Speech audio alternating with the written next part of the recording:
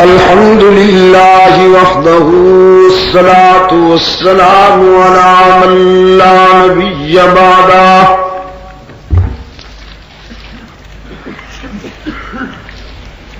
وعلى آله وأصحابه الذين أوفوا عهدا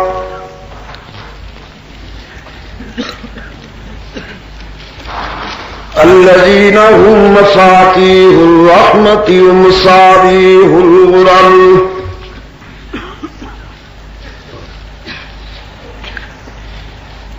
أعوذ بالله من الشيطان الرجيم بسم الله الرحمن الرحيم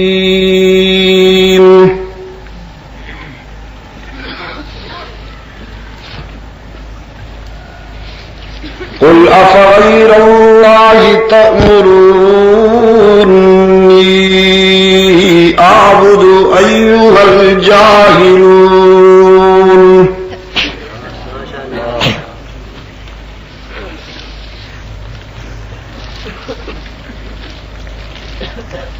قل أفغير الله تأمروني أعبد أيها الجاهلون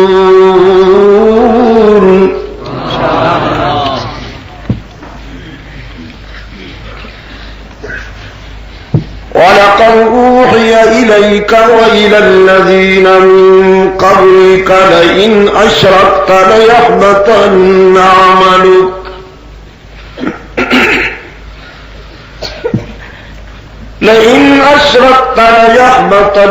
عملك ولتكونن من الخاسرين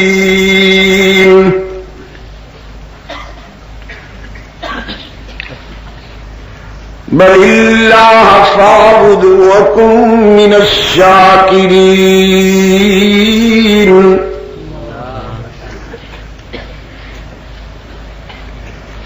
وما قدروا الله حق قدره والأرض جميعا قبضته يوم القيامة والسماوات مطويات بيمينه سبحانه وتعالى عما يشركون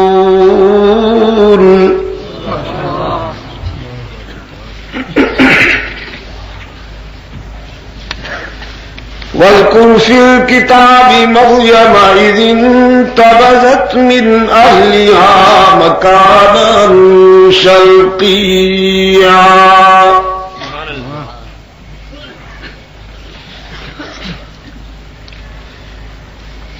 فاتخذت من دونهم حجابا فأرسلنا إليها روحنا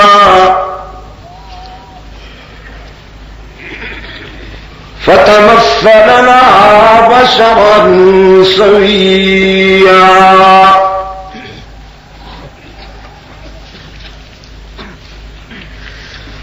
قالت إني أعوذ بالرحمن منك إن كنت تقيا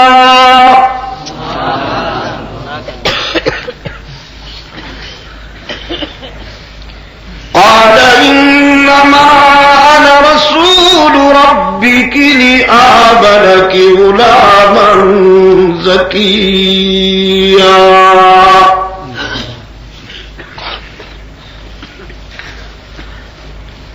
قالت أنى يكون لي غلام ولم يمسسني بشر ولم أك بغيا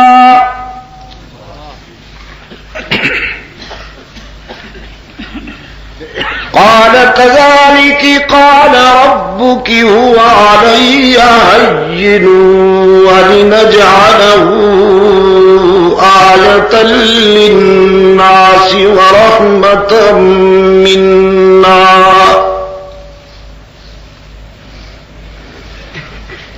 وكان أمرا مقضيا.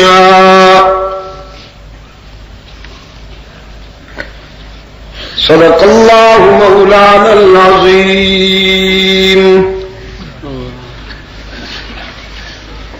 وصدق رسوله النبي الأمي الكريم ونحن على ذلك لمن الشاهدين والشاكرين والحمد لله رب العالمين.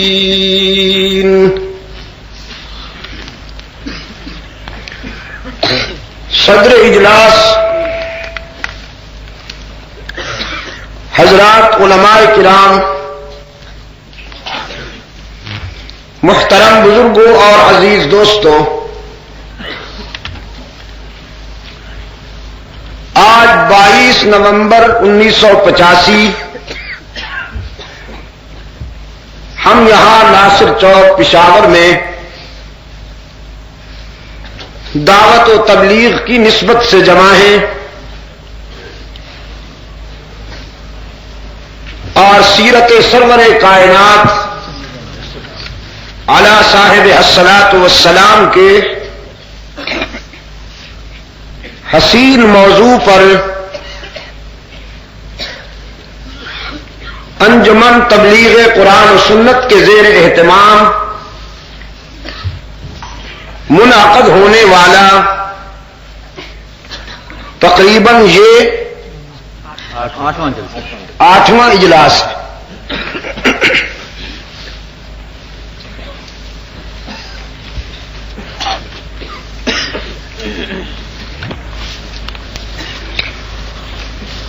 گزشتہ شب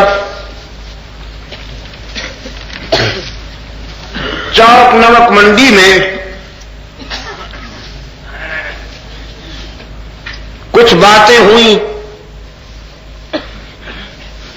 آج دن کو جمعہ کی نشست میں گفتگو ہوئی. اس وقت آپ کے سامنے کھڑا ہوں.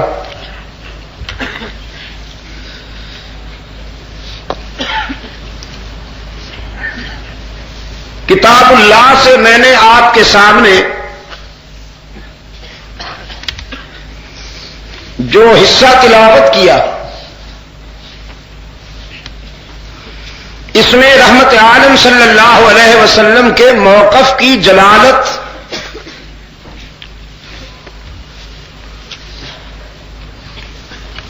اور فیصلہ کن اسلوب جھلک رہا ہے. بیت اللہ کے دامن میں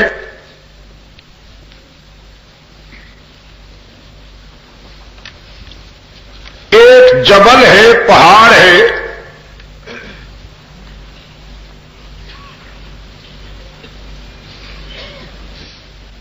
صفا اور مروہ.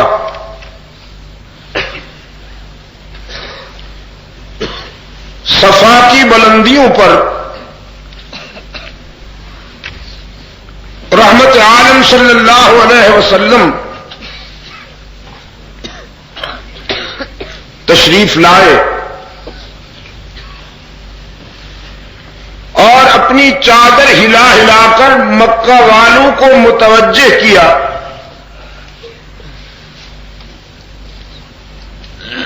کہ آج میں تم سے کچھ کہنا چاہتا ہوں، ذرا میری طرف آ جاؤ. اس معاشرے میں جب کوئی چادر ہلاتا تھا تو لوگ یہی سمجھتے تھے کہ یہ کوئی اہم بات کہنے والا ہے. سب لوگ اس کے پاس جمع ہو جاتے تھے اور پھر وہ اظہار ما فی الضمیر کرتا.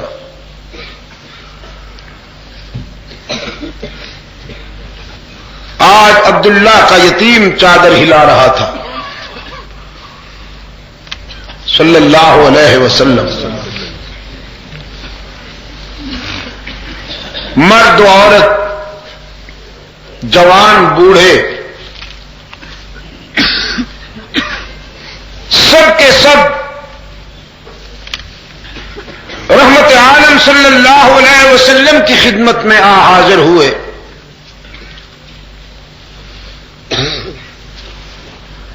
اور جب پورا مکہ جمع ہو گیا، سب گوش بر آواز ہیں، یہ سننا چاہتے ہیں کہ اللہ کا محبوب کیا کہتا ہے آج ہم سے. عزیز دوستو، اللہ کے رسول کا یہ پہلا خطاب تھا نبی کی حیثیت سے مکہ والوں سے. داعی حق و صداقت کی حیثیت سے رحمت عالم صلی اللہ علیہ وسلم کا یہ پہلا خطاب تھا جو آپ صلی اللہ علیہ وسلم مکہ والوں سے فرما رہے تھے.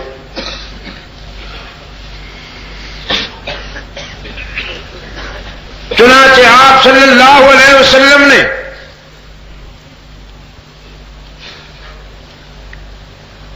اہالیان مکہ کے دل و دماغ پہ دستک دیتے ہوئے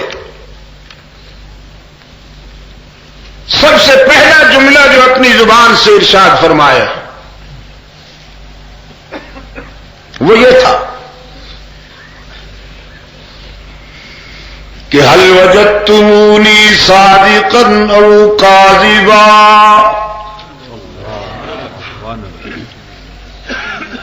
لبثت فیکم عمرا.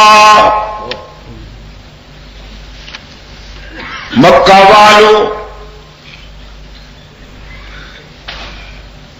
میرا بچپن، لڑکپن، جوانی، زندگی کی 40 بہاریں تمہارے سامنے گزری ہیں.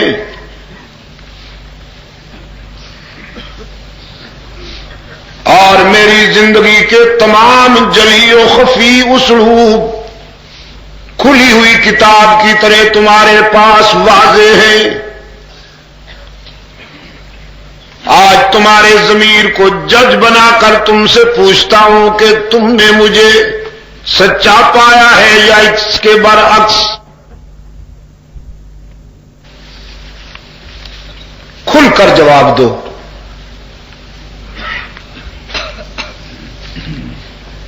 مکہ والوں نے ایک دوسرے کی طرف دیکھا،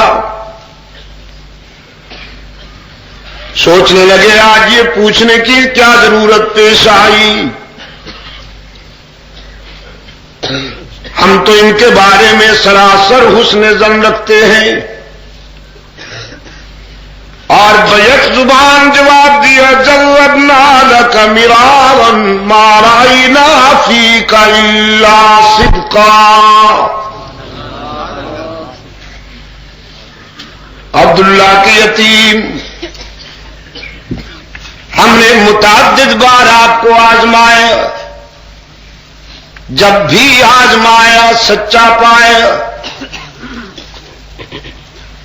ہم تو آپ کو صادق و امین کہتے ہیں، صداقت و امانت کی چلتی پھرتی تصویر سمجھتے ہیں. متفقہ جواب تھا سب کے سب کا. پشاور کے دوستو، یہ مکہ والوں کا تبصرہ رحمت عالم صلی اللہ علیہ وسلم کے استفسار پر ان کا جواب مبالغہ تھا یا حقیقت پسندانہ تھا؟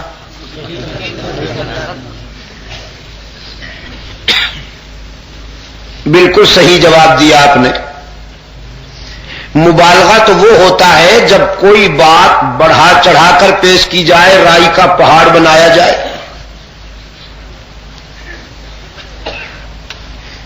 لیکن مکہ والوں نے جو کچھ کہا اس میں ایک رائی کے برابر بھی مبالغہ نہیں تھا.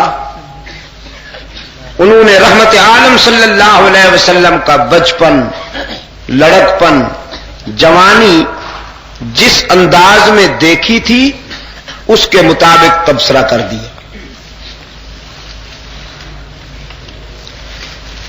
عموماً یہ سمجھا جاتا ہے کہ سرکار دو عالم صلی اللہ علیہ وسلم کی حیات طیبہ آپ کے زمانہ نبوت کے بعد بے داغ ہے،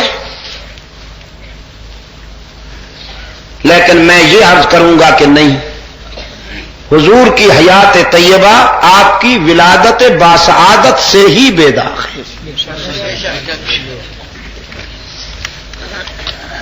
آپ کا بچپن بھی پاک ہے، لڑکپن بھی بے داغ ہے، جوانی بھی بے داغ ہے۔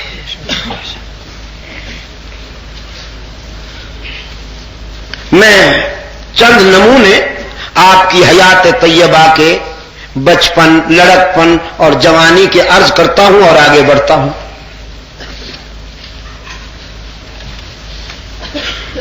بچپن یہ ہے میرے آقا کا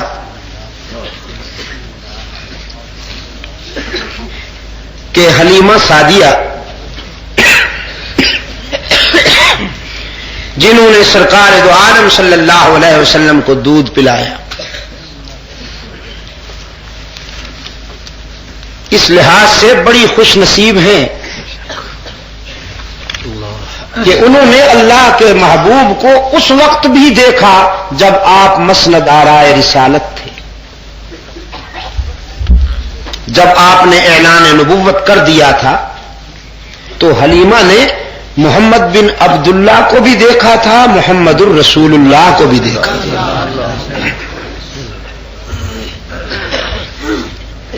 حاضر ہوئی،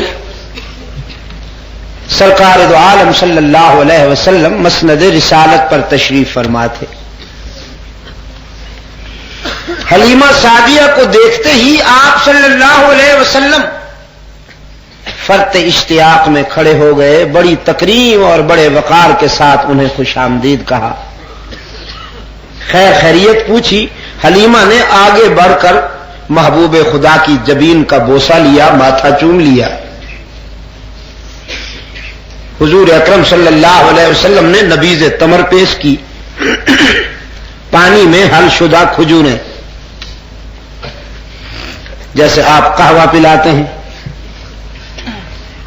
عرب سوسائٹی میں نبیذ تمر پلایا جاتا تھا، پانی میں حل کی ہوئی کھجوریں۔ گفتگو ہوتی رہی، حلیمہ نے عرض کیا اگر آپ اجازت دیں تو ایک سوال میرے ذہن میں عرصے سے موجود ہے، آج وضاحت طلب کرنا چاہتی ہوں، اگر آپ اجازت دیں تو پوچھ لوں۔ رحمت عالم صلی اللہ علیہ وسلم نے فرمایا ہاں بخوشی پوچھو۔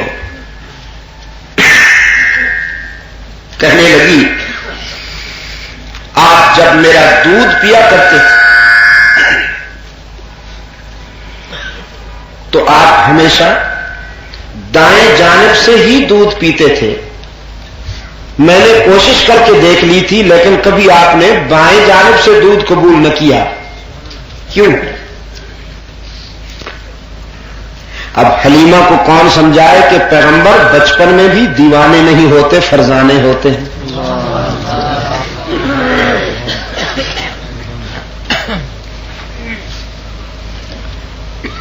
اللہ کے رسول صلی اللہ علیہ وسلم نے فرمایا حلیمہ وہ میرا ایک رضائی بھائی آپ کا سگا بیٹا عبداللہ بھی تو دودھ پیتا تھا نا انہی دنوں، تو اللہ کی مشیت یہ ہوئی کہ ایک حصے سے میں دودھ پیا کروں، ایک حصے سے عبداللہ دودھ پیا کرے، تو اللہ کی مشیت کے مطابق میرے لیے دایاں حصہ مخصوص ہو گیا، عبداللہ کے لیے بایاں حصہ مخصوص ہو گیا۔ حلیمہ کہنے لگی مگر عبداللہ تو کبھی کبھی دائیں حصے سے بھی دودھ پی لیتا تھا، آپ نے کبھی بھی بائیں حصے سے دودھ نہ پیا۔ سرکار دو عالم صلی اللہ علیہ وسلم نے فرمایا حلیمہ میں دنیا کو عدل و انصاف کا سبق دینے کے لیے آیا ہوں، اگر میں بھی اپنے بھائی عبداللہ کے حصے سے دودھ پی لیتا تو پھر دنیا سوچتی جو اپنے بھائی سے انصاف نہیں کر سکتا وہ دوسروں کو عدل و انصاف کا کیسے سبق دیتا؟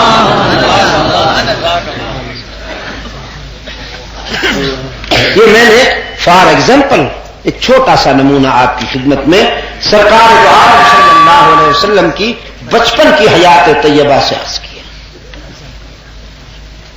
اور میں یہ ثابت کرنے کی کوشش کر رہا ہوں کہ اللہ کے رسول صلی اللہ علیہ وسلم نے دنیا کو جو عدل کا معیار پیش کیا ہے، حق تعالی نے اس معیار پر اپنے محبوب کو بچپن میں بھی قائم رکھا، لڑکپن میں بھی قائم رکھا، جوانی میں بھی قائم رکھا۔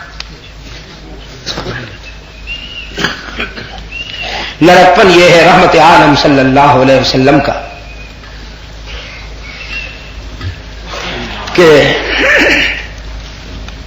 تجارت کے سفر میں اپنے چچا ابو طالب کے ساتھ شام کی طرف آپ تشریف لے جا رہے ہیں۔ مکہ سے شام کی طرف جانے والے تجارتی قافلے راستے میں ایک جگہ قیام کیا کرتے تھے، وہاں پر پانی کا ٹھنڈا چشمہ تھا، گھنے درخت تھے،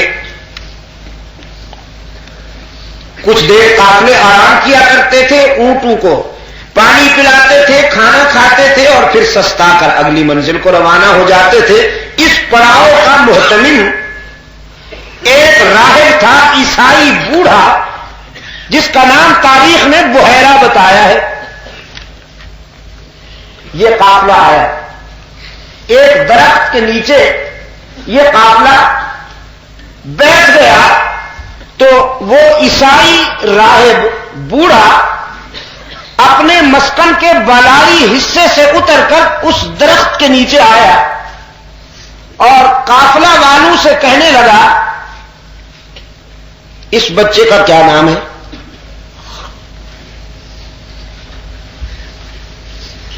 بتایا گیا محمد صلی اللہ علیہ وسلم۔ اس کے ہاتھ میں کچھ ورقے تھے، وہ اس نے غور سے دیکھے، پھر حضور کی جبین اطہر کو دیکھا، پھر پوچھا یہ کس کا بچہ ہے؟ ابو طالب نے کہا میرا بچہ ہے۔ کیوں، آپ کو کیا کام ہے؟ بحیرہ نے پھر ورقے دیکھے اور پھر حضور کے چہرہ انور کی طرف دیکھا، کہنے لگا انجیل کی بشارتوں کے مطابق تو اس بچے کو یتیم ہونا چاہیے اور آپ کہتے ہیں آپ کا بچہ ہے۔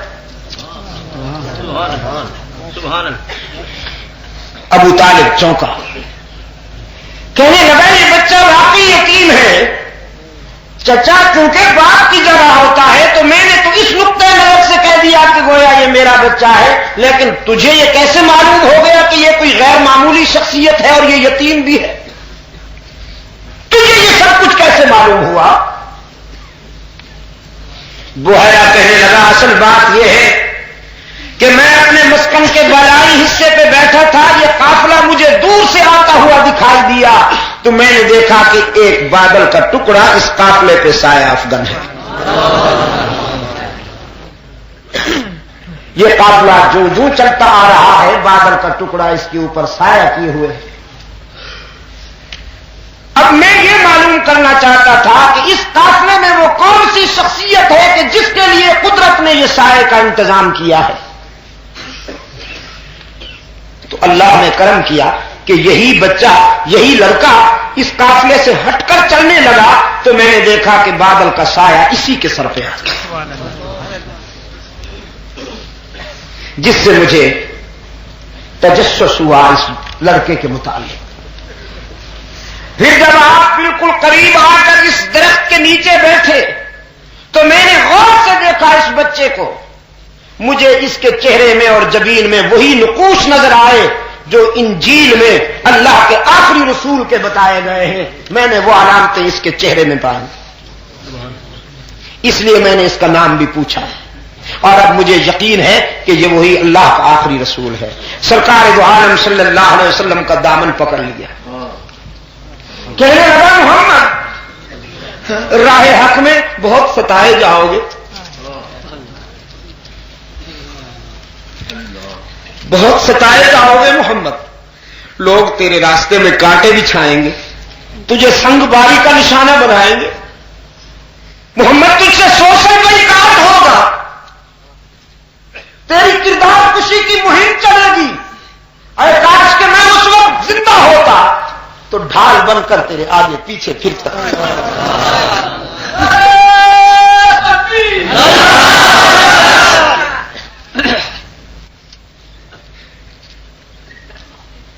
میں سارے دکھ اپنے دامن میں بھر لیتا، کوئی پتھر تجھ تک نہ پہنچتا، لیکن میں چراغ سحری ہوں، بجھنے والا ہوں، میں اس وقت تک کہاں زندہ رہوں گا، لیکن محمد گواہ بن جاؤ، میں تیری صداقتوں کا آج اعتراف کر رہا ہوں، حشر میں مجھے اپنے غلاموں میں سمجھنا۔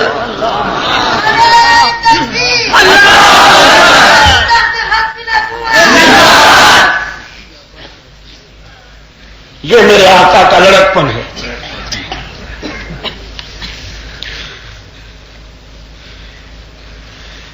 صحرائے عرب کے سینے پر بکریاں چرانے کے لیے تشریف لے گئے ہیں۔ پشاور کے روشن ضمیروں، آپ نے اکثر سیرت کی کتابوں میں پڑھا ہوگا، انبیاء علیہ الصلوۃ والسلام کی مبارک زندگیوں میں، کہ اللہ نے اکثر پیغمبروں سے بکریاں چروائی ہیں۔ کبھی یہ نہیں پڑھا ہوگا کہ اونٹ چروائے ہیں، نہیں پڑھا ہوگا، بیل چروائے ہیں، بھینسیں چروائی ہیں، نہیں، یہ بکریاں ہی کیوں چروائی ہیں؟ غور فرمائیے تو بڑی دل نشین حکمت ہے اس میں۔ یہ بکری جو جانور ہے جتنی کمزور ہے اتنی ہی شوخ اور چنچل ہے۔ کمزور اتنی ہے کہ لکڑی اٹھا کے مار دیجئے تو ہڈیاں ٹوٹ جائیں، وہی لکڑی اگر آپ اونٹ کو ماریں تو اسے مزہ آئے، وہی لکڑی اگر آپ بھینس کو ماریں تو اسے سکون پہنچے، لیکن اگر وہی لکڑی بکری کو دے ماریں تو بیچاری جان بلب ہو جائے، کمزور اتنی، شوخ اتنی کہ اگلی ٹانگیں اٹھا کر کسی بیری کے پتے کھا رہی ہے، دو ٹانگوں پہ کھڑی ہوئی ہے، بیلنس سنبھال رکھا ہے اپنا، کسی دیوار کے منیر پہ چلتی جا رہی ہے، آپ کا دل دھک دھک کر رہا ہے کہ اب گری کہ جب گری، گری تو ستیہ ناش ہو جائے گا اس کا، لیکن گرتی بھی نہیں۔ تو اللہ نے اپنے پیغمبروں سے بکریاں چروائی کہ آگے چل کر تم نے انسانوں کے ریوڑ سنبھالنے ہیں، ان میں جتنے کمزور ہوں گے وہ اتنے شوخ بھی ہوں گے، تو ذرا کمزوروں کی شوخیاں برداشت کرنے کی ریہرسل کر لو۔ چنانچہ ریہرسل ہوئی۔ حضرت موسیٰ علیہ السلام کی سیرت میں یہ واقعہ ملتا ہے کہ بکریاں سنبھالے ہوئے ہیں، ایک بکری بھاگنا شروع ہو گئی۔ اب حضرت موسیٰ علیہ السلام چاہتے ہیں کہ یہ ریوڑ سے ہٹ کر دور نہ جائے ورنہ بھیڑیے کا لقمہ بن جائے گی، اسے پکڑنا چاہتے ہیں، لیکن وہ بڑی عجیب تھی، بھاگ اٹھی، دور جا کر کھڑی ہو جاتی تھی، جب حضرت موسیٰ علیہ السلام قریب جاتے تھے تو وہ پھر بھاگ اٹھتی۔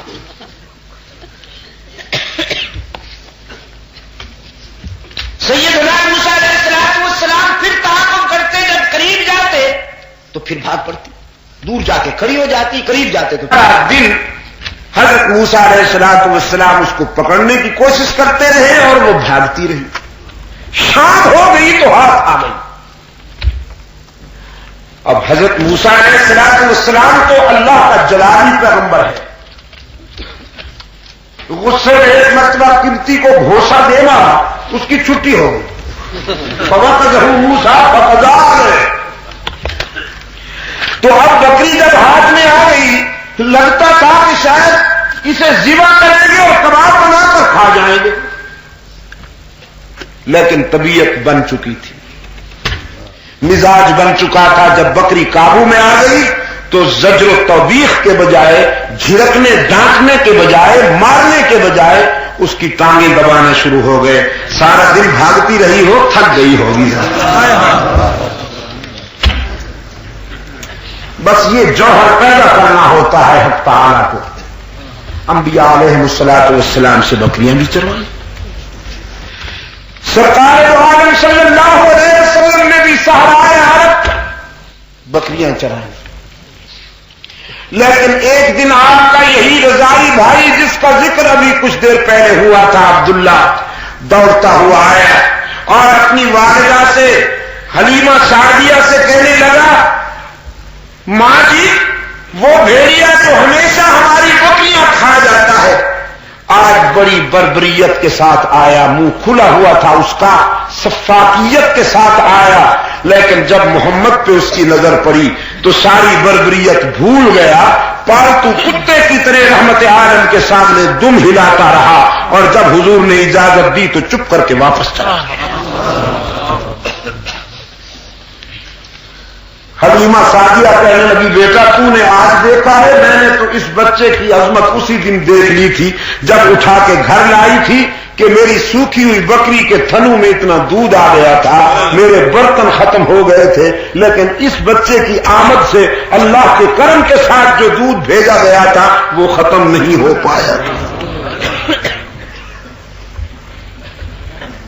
ہاں یہ لڑکپن ہے. اب جوانی, مکہ کے ایک بڑے گھرانے میں شادی ہو رہی تھی, گانے بجانے کا انتظام تھا. ہم عمر نوجوان رحمت عالم صلی اللہ علیہ وسلم کے ارد گرد رہا کرتے تھے. کہنے لگے, محمد فلاں گھرانے میں شادی ہو رہی ہے اور خوب وہاں گانا بجانا بھی ہوگا, ہم بھی چلیں گے, آپ کو بھی لے چلیں گے, خوب تفریح ہوگی. رحمت عالم صلی اللہ علیہ وسلم نے فرمایا, ایسی محفلوں میں جانا میرے ذوق کے خلاف ہے. جہاں گانا بجانا ہو وہاں محمد نہیں جا سکتا صلی اللہ علیہ وسلم. الف الف مرہ بعدد کل ذرہ. گانا بجانا اور محمد ایک جگہ جمع نہیں ہو سکتے. اگر آپ اجازت دیں تو میں اس کا تجزیہ یوں کروں کہ گانا بجانا اور محمدیت اکٹھی نہیں ہو سکتی. لہذا مجھے اجازت دو پشاور کے روشن ضمیروں کہ میں کہوں گانا بجانا اسلامی ثقافت نہیں ہے, ابو جہل کا تمدن ہے. ہندو کا مذہب ہے گانا بجانا, انگریز کی ضرورت ہے گانا بجانا. گانے بجانے کے بغیر ہندو کا گزارا بھی نہیں ہوتا. گانا بجانا نہ ہو تو انگریز کو بھی کھانا ہضم نہیں ہوتا. ڈائننگ ہال میں بھی اس کی آرکسٹرا کی دھن میں موسیقی ضروری ہے, ورنہ اس کے حلق سے لحم خنزیر اترتا ہی نہیں.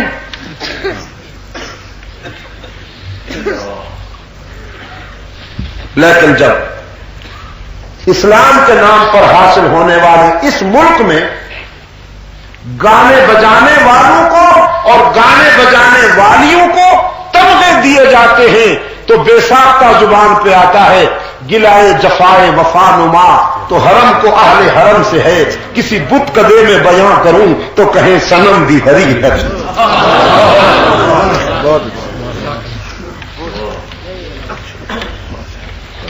گانے بجانے والوں کو تمغے, حسن کارکردگی کے تمغے, اور ایک مراسی کو بٹھا دیا جاتا ہے ٹی وی کے سکرین پر. وہ ننھے بچوں کو, قوم کی ننھی بچیوں کو ہارمونیم بجانے کا ٹریننگ دیتا ہے, ڈھولکی بجانے کی ٹریننگ دیتا ہے, اور پوری قوم کے سامنے اس کے مختلف پوز پیش کیے جاتے ہیں. یہ قاسم دیا جاتا ہے قوم کی بہو بیٹیوں کو کہ ترقی کرنی ہے تو یوں ہو جاؤ. اور ہمارے مرد مومن صاحب اسلام کے سب سے بڑے ٹھیکیدار، وہ ان کو درشن سے نوازتے ہیں، سینے سے لگاتے ہیں، شاباش کہتے ہیں، شاباش شاباش لگے رہو، بس پوری قوم کو مراسی بنا دو، جزاک اللہ۔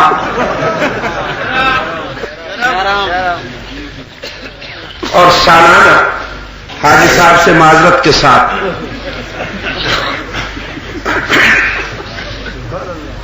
حاجی صاحب میرے ہیں ہزار دن میں، انہیں میرا پتہ نہیں تھا، مجھے ان کا پتہ نہیں تھا۔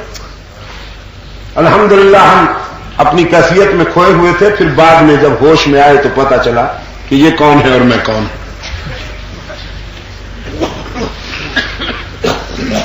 گانا بجانا اسلامی ثقافت نہیں ہے، یہ انگریز کے بقایا جات ہیں، یہ انگریز کا فضلہ ہے جو وہ یہاں چھوڑ کر گیا ہے۔ جب تک پاکستان کو ان غلاستوں سے نجات نہیں ملتی، میں ذمہ داری سے کہتا ہوں اللہ کا لطف و کرم اس وقت تک اس سرزمین کی طرف متوجہ نہیں ہوگا، نہیں ہوگا۔ لیکن میں کیا کروں، جب تمغے دیے جاتے ہیں تو طوائفیں بھی آ جاتی ہیں تمغے لینے کے لیے، مولوی بھی آ جاتے ہیں، یا اللہ۔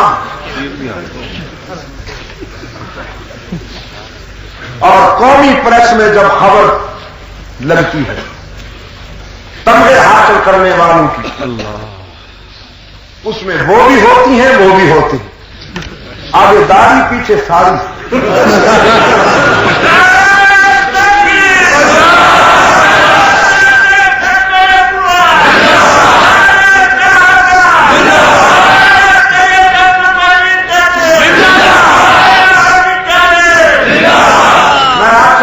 یہ آثار قیامت نہیں، یہ آثار قیامت نہیں، میں آپ سے پوچھتا ہوں۔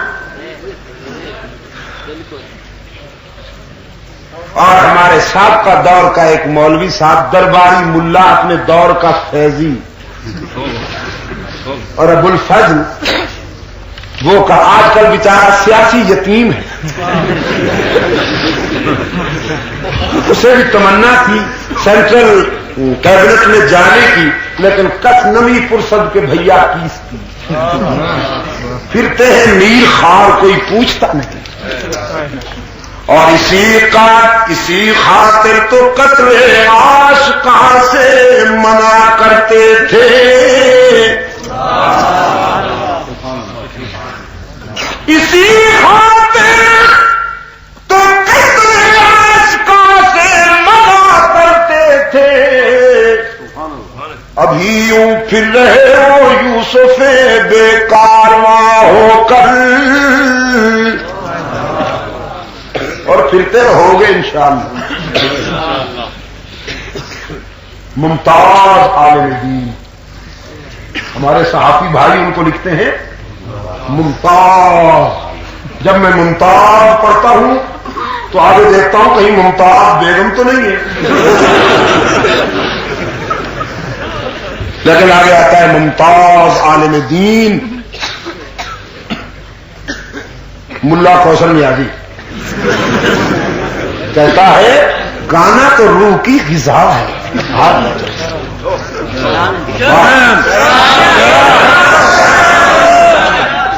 اصل میں آپ کو بتاؤں پشاور کے روشن ضمیر انگریز بڑا شاطر ہے، اس کا طریقہ واردات اتنا نفیس ہوتا ہے، اتنا نفیس ہوتا ہے کہ تیر نشانے پہ لگتا ہے، سمجھ میں نہیں آتا کہ آیا کدھر سے۔ مولوی کا جو سٹیٹس تھا، مولوی کا جو سٹینڈرڈ تھا، معیار تھا، اس کو رسوا کرنے کے لیے یہ ٹائٹل ایسی جنس پہ لگا دیا گیا ہے۔ ورنہ میں نے تو آپ کو رات بھی بتایا، مولوی تو مجدد رفسانی کو کہتے ہیں، مولوی تو رشید احمد گنگوہی کو کہتے ہیں، مولوی تو محمد قاسم ناماندوی کو کہتے ہیں، مولوی تو شاہ ولی اللہ ہے، مولوی تو شاہ اسماعیل اسماعیل شہید ہے، عالم تو انور شاہ کاشمیری ہے. ہاں گزشتہ سال جب میں دیوبند کے دورے پہ وہاں انڈیا کے دورے پہ گیا اور مجھے دیوبند بھی جانے کا اتفاق ہوا. دیوبند کا کتب خانہ جو 10 کمروں پہ مشتمل تھا اور 10 تھا تو یہ تو ہزاروں کتابیں ہیں نئی اور پرانی. دیوبند کے معتمم مولانا مرغوب الرحمان صاحب فرمانے لگے ایک دن اسی کتب خانے کے سامنے شاہ انور کاشمیری کھڑے ہوئے تھے. فرمانے لگے اگر کوئی آگ لگے یہ کتابیں جل جائیں یا سیلاب آئے یہ کتابیں بہہ جائیں تو خطرے کی کوئی بات نہیں. جو کچھ ان کتابوں میں ہے بحمد اللہ وہ سب کچھ اللہ نے میرے سینے میں محفوظ رکھا.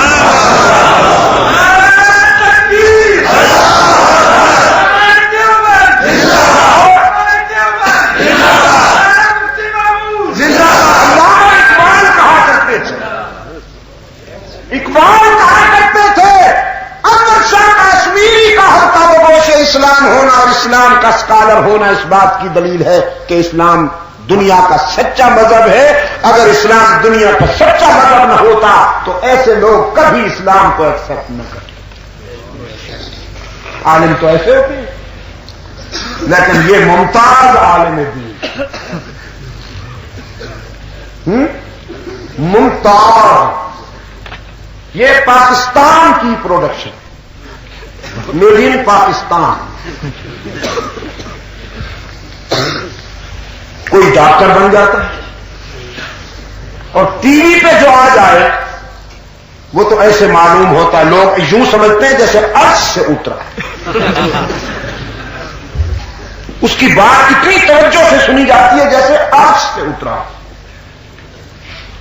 خیر اب میں آپ کو درد دل کہاں تک سنا، کتنی حسین بات ہو رہی تھی.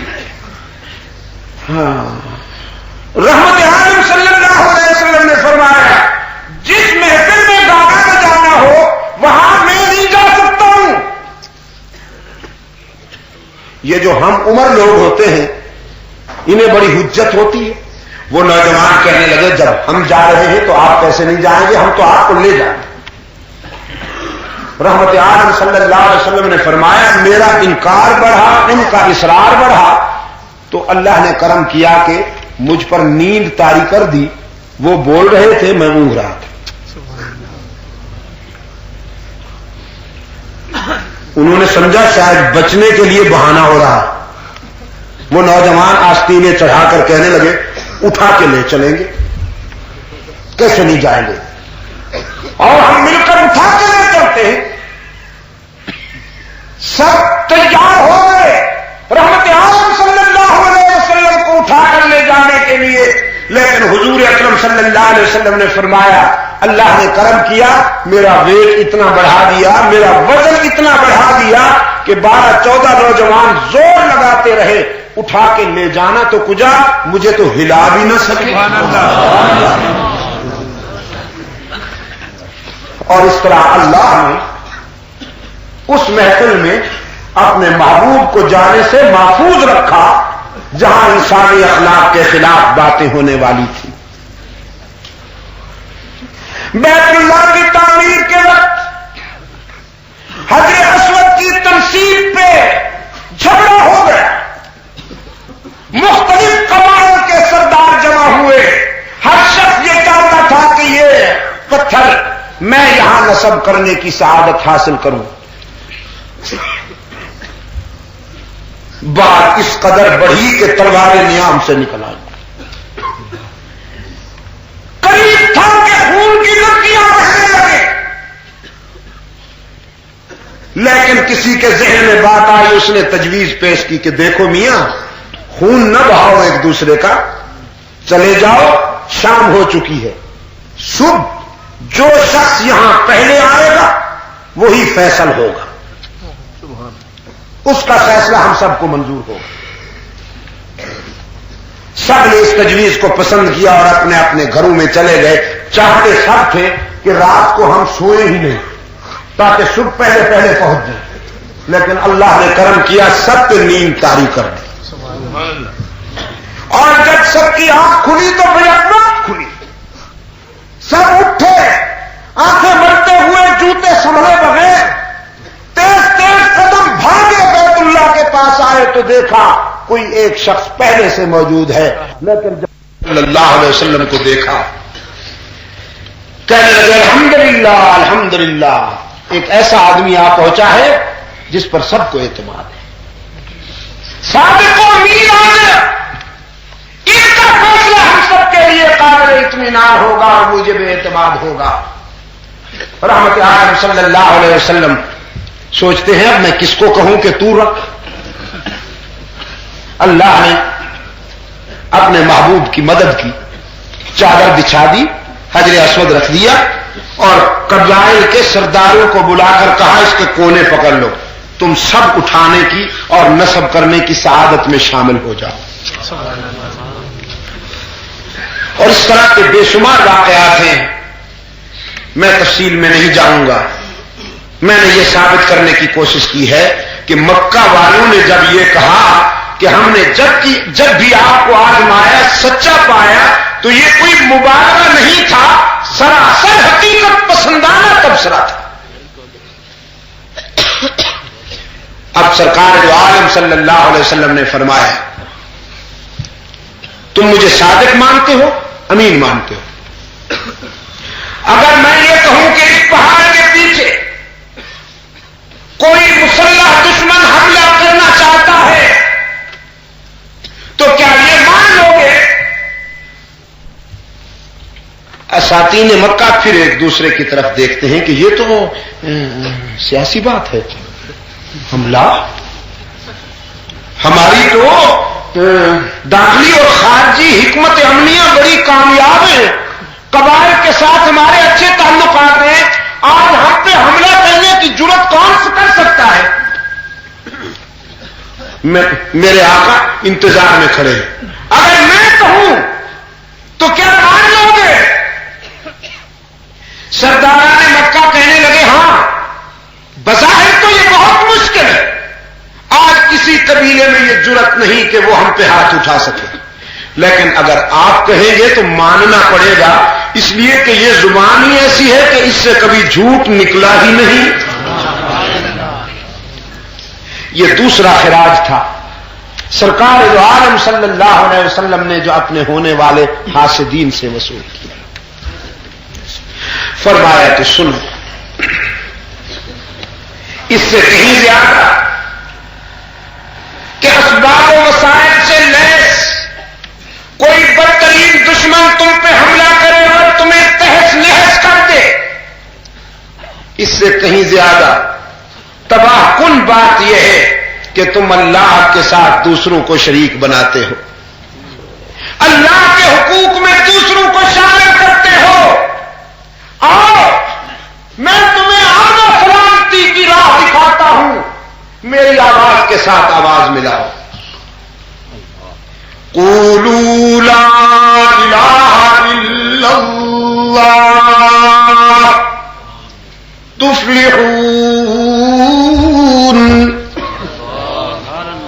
آؤ میں بھی کہتا ہوں، تم بھی میرے ساتھ کہو لا الہ، کوئی نہیں معبود، کوئی نہیں ہر جگہ مسجود، کوئی نہیں موجود، کوئی نہیں علام الغیوب، کوئی نہیں کارساز، کوئی نہیں حاجت روا، کوئی نہیں مشکل کشا، کوئی نہیں عزت دینے والا، کوئی نہیں رزق دینے والا، کوئی نہیں بیماریاں دور کرنے والا، کوئی نہیں گناہگاروں کے آنسو پوچھنے والا، کوئی نہیں تنہائیوں میں دستگیری کرنے والا الا اللہ۔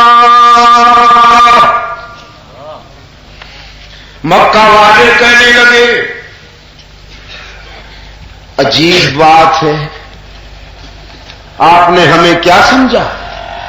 ہم اللہ کو نہیں مانتے، ہم تو دین ابراہیمی کے نام لیوا ہیں، آپ دیکھتے نہیں کہ ہم اللہ کے گھر کا طواف بھی کرتے ہیں، سجدے بھی، کرتے ہیں، قیام بھی کرتے ہیں، نکاح بھی ہوتے ہیں، طلاقیں بھی ہوتی ہیں، عورتیں عدت میں بھی بیٹھتی ہیں، بچوں کا نام بھی اللہ کے نام کی نسبت سے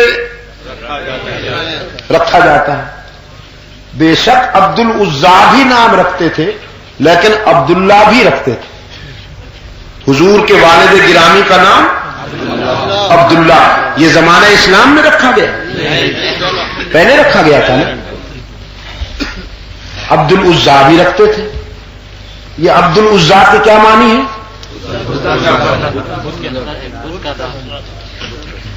میں معنی بتاؤں؟ پیراں دتا، پیراں دتا، پیراں دتا۔ یہاں کے جاہل بھی رکھتے ہیں، پیر پر جب محبت جوش مارتی ہے تو پیراں دتا۔ میرا ایک جاہل دوست تھا، بہت مجبور کیا اس نے، حضرت کوئی وظیفہ بتاؤ، کوئی تعویذ بتاؤ۔ بیٹا ہو، مجھے بیٹیاں بہت دی ہیں اللہ نے، بیٹا ہو۔ میں نے سوچا اگر اس کو میں تعویذ نہ دے دوں یا کوئی وظیفہ نہ بتاؤں تو یہ کہیں جا کے پھنسے گا، وہ اس سے نذرانہ بھی بٹوریں گے اور یوں ہی پتہ نہیں اول فول کیا لکھ دیں۔ اب ان کا عقیدہ ہے ہر کام تعویذ سے ہوتا ہے، ساری کائنات کا نظام اللہ کے حکم کے مطابق چل رہا ہے۔ پاکستان میں لوگوں کے کام پیروں فقیروں کے تعویذوں کے بغیر نہیں چلتے۔ ایک جاہل پیر صاحب کے پاس آ کر کہنے لگا حضرت میں جب وہ بکریاں بند کر دیتا ہوں اپنے اس میں باڑے میں تو رات کو بھیڑیا آ کر کوئی نہ کوئی بکری اٹھا کر لے جاتا ہے، کوئی تعویذ دیجیے۔ اب وہ بیچارے مظلوم پیر صاحب کہنے لگے بھائی یہ اصل میں اب میرا تعویذ جو ہے وہ رات کو تیری بکریوں کی رکھوالی تھوڑی کرے، اس کے لیے تو تم کوئی کتا پال لو، مضبوط تھا، اسے باندھ دیا کرو باڑے کے دروازے پر، بھیڑیا اس کے در سے نہیں آئے گا۔ جاہل کی دوستی سے بھی اللہ بچائے، دشمنی سے بھی اللہ بچائے۔ جھوم کر کہنے لگا حضرت ٹالیے نہیں ہمیں، ہم آپ کے پکے مرید ہیں، ہم کچھ اور نہیں جانتے، ہم تو سب کچھ آپ کو جانتے ہیں، ہمارے پیر بھی آپ ہیں، کتے بھی آپ ہیں، جو مرضی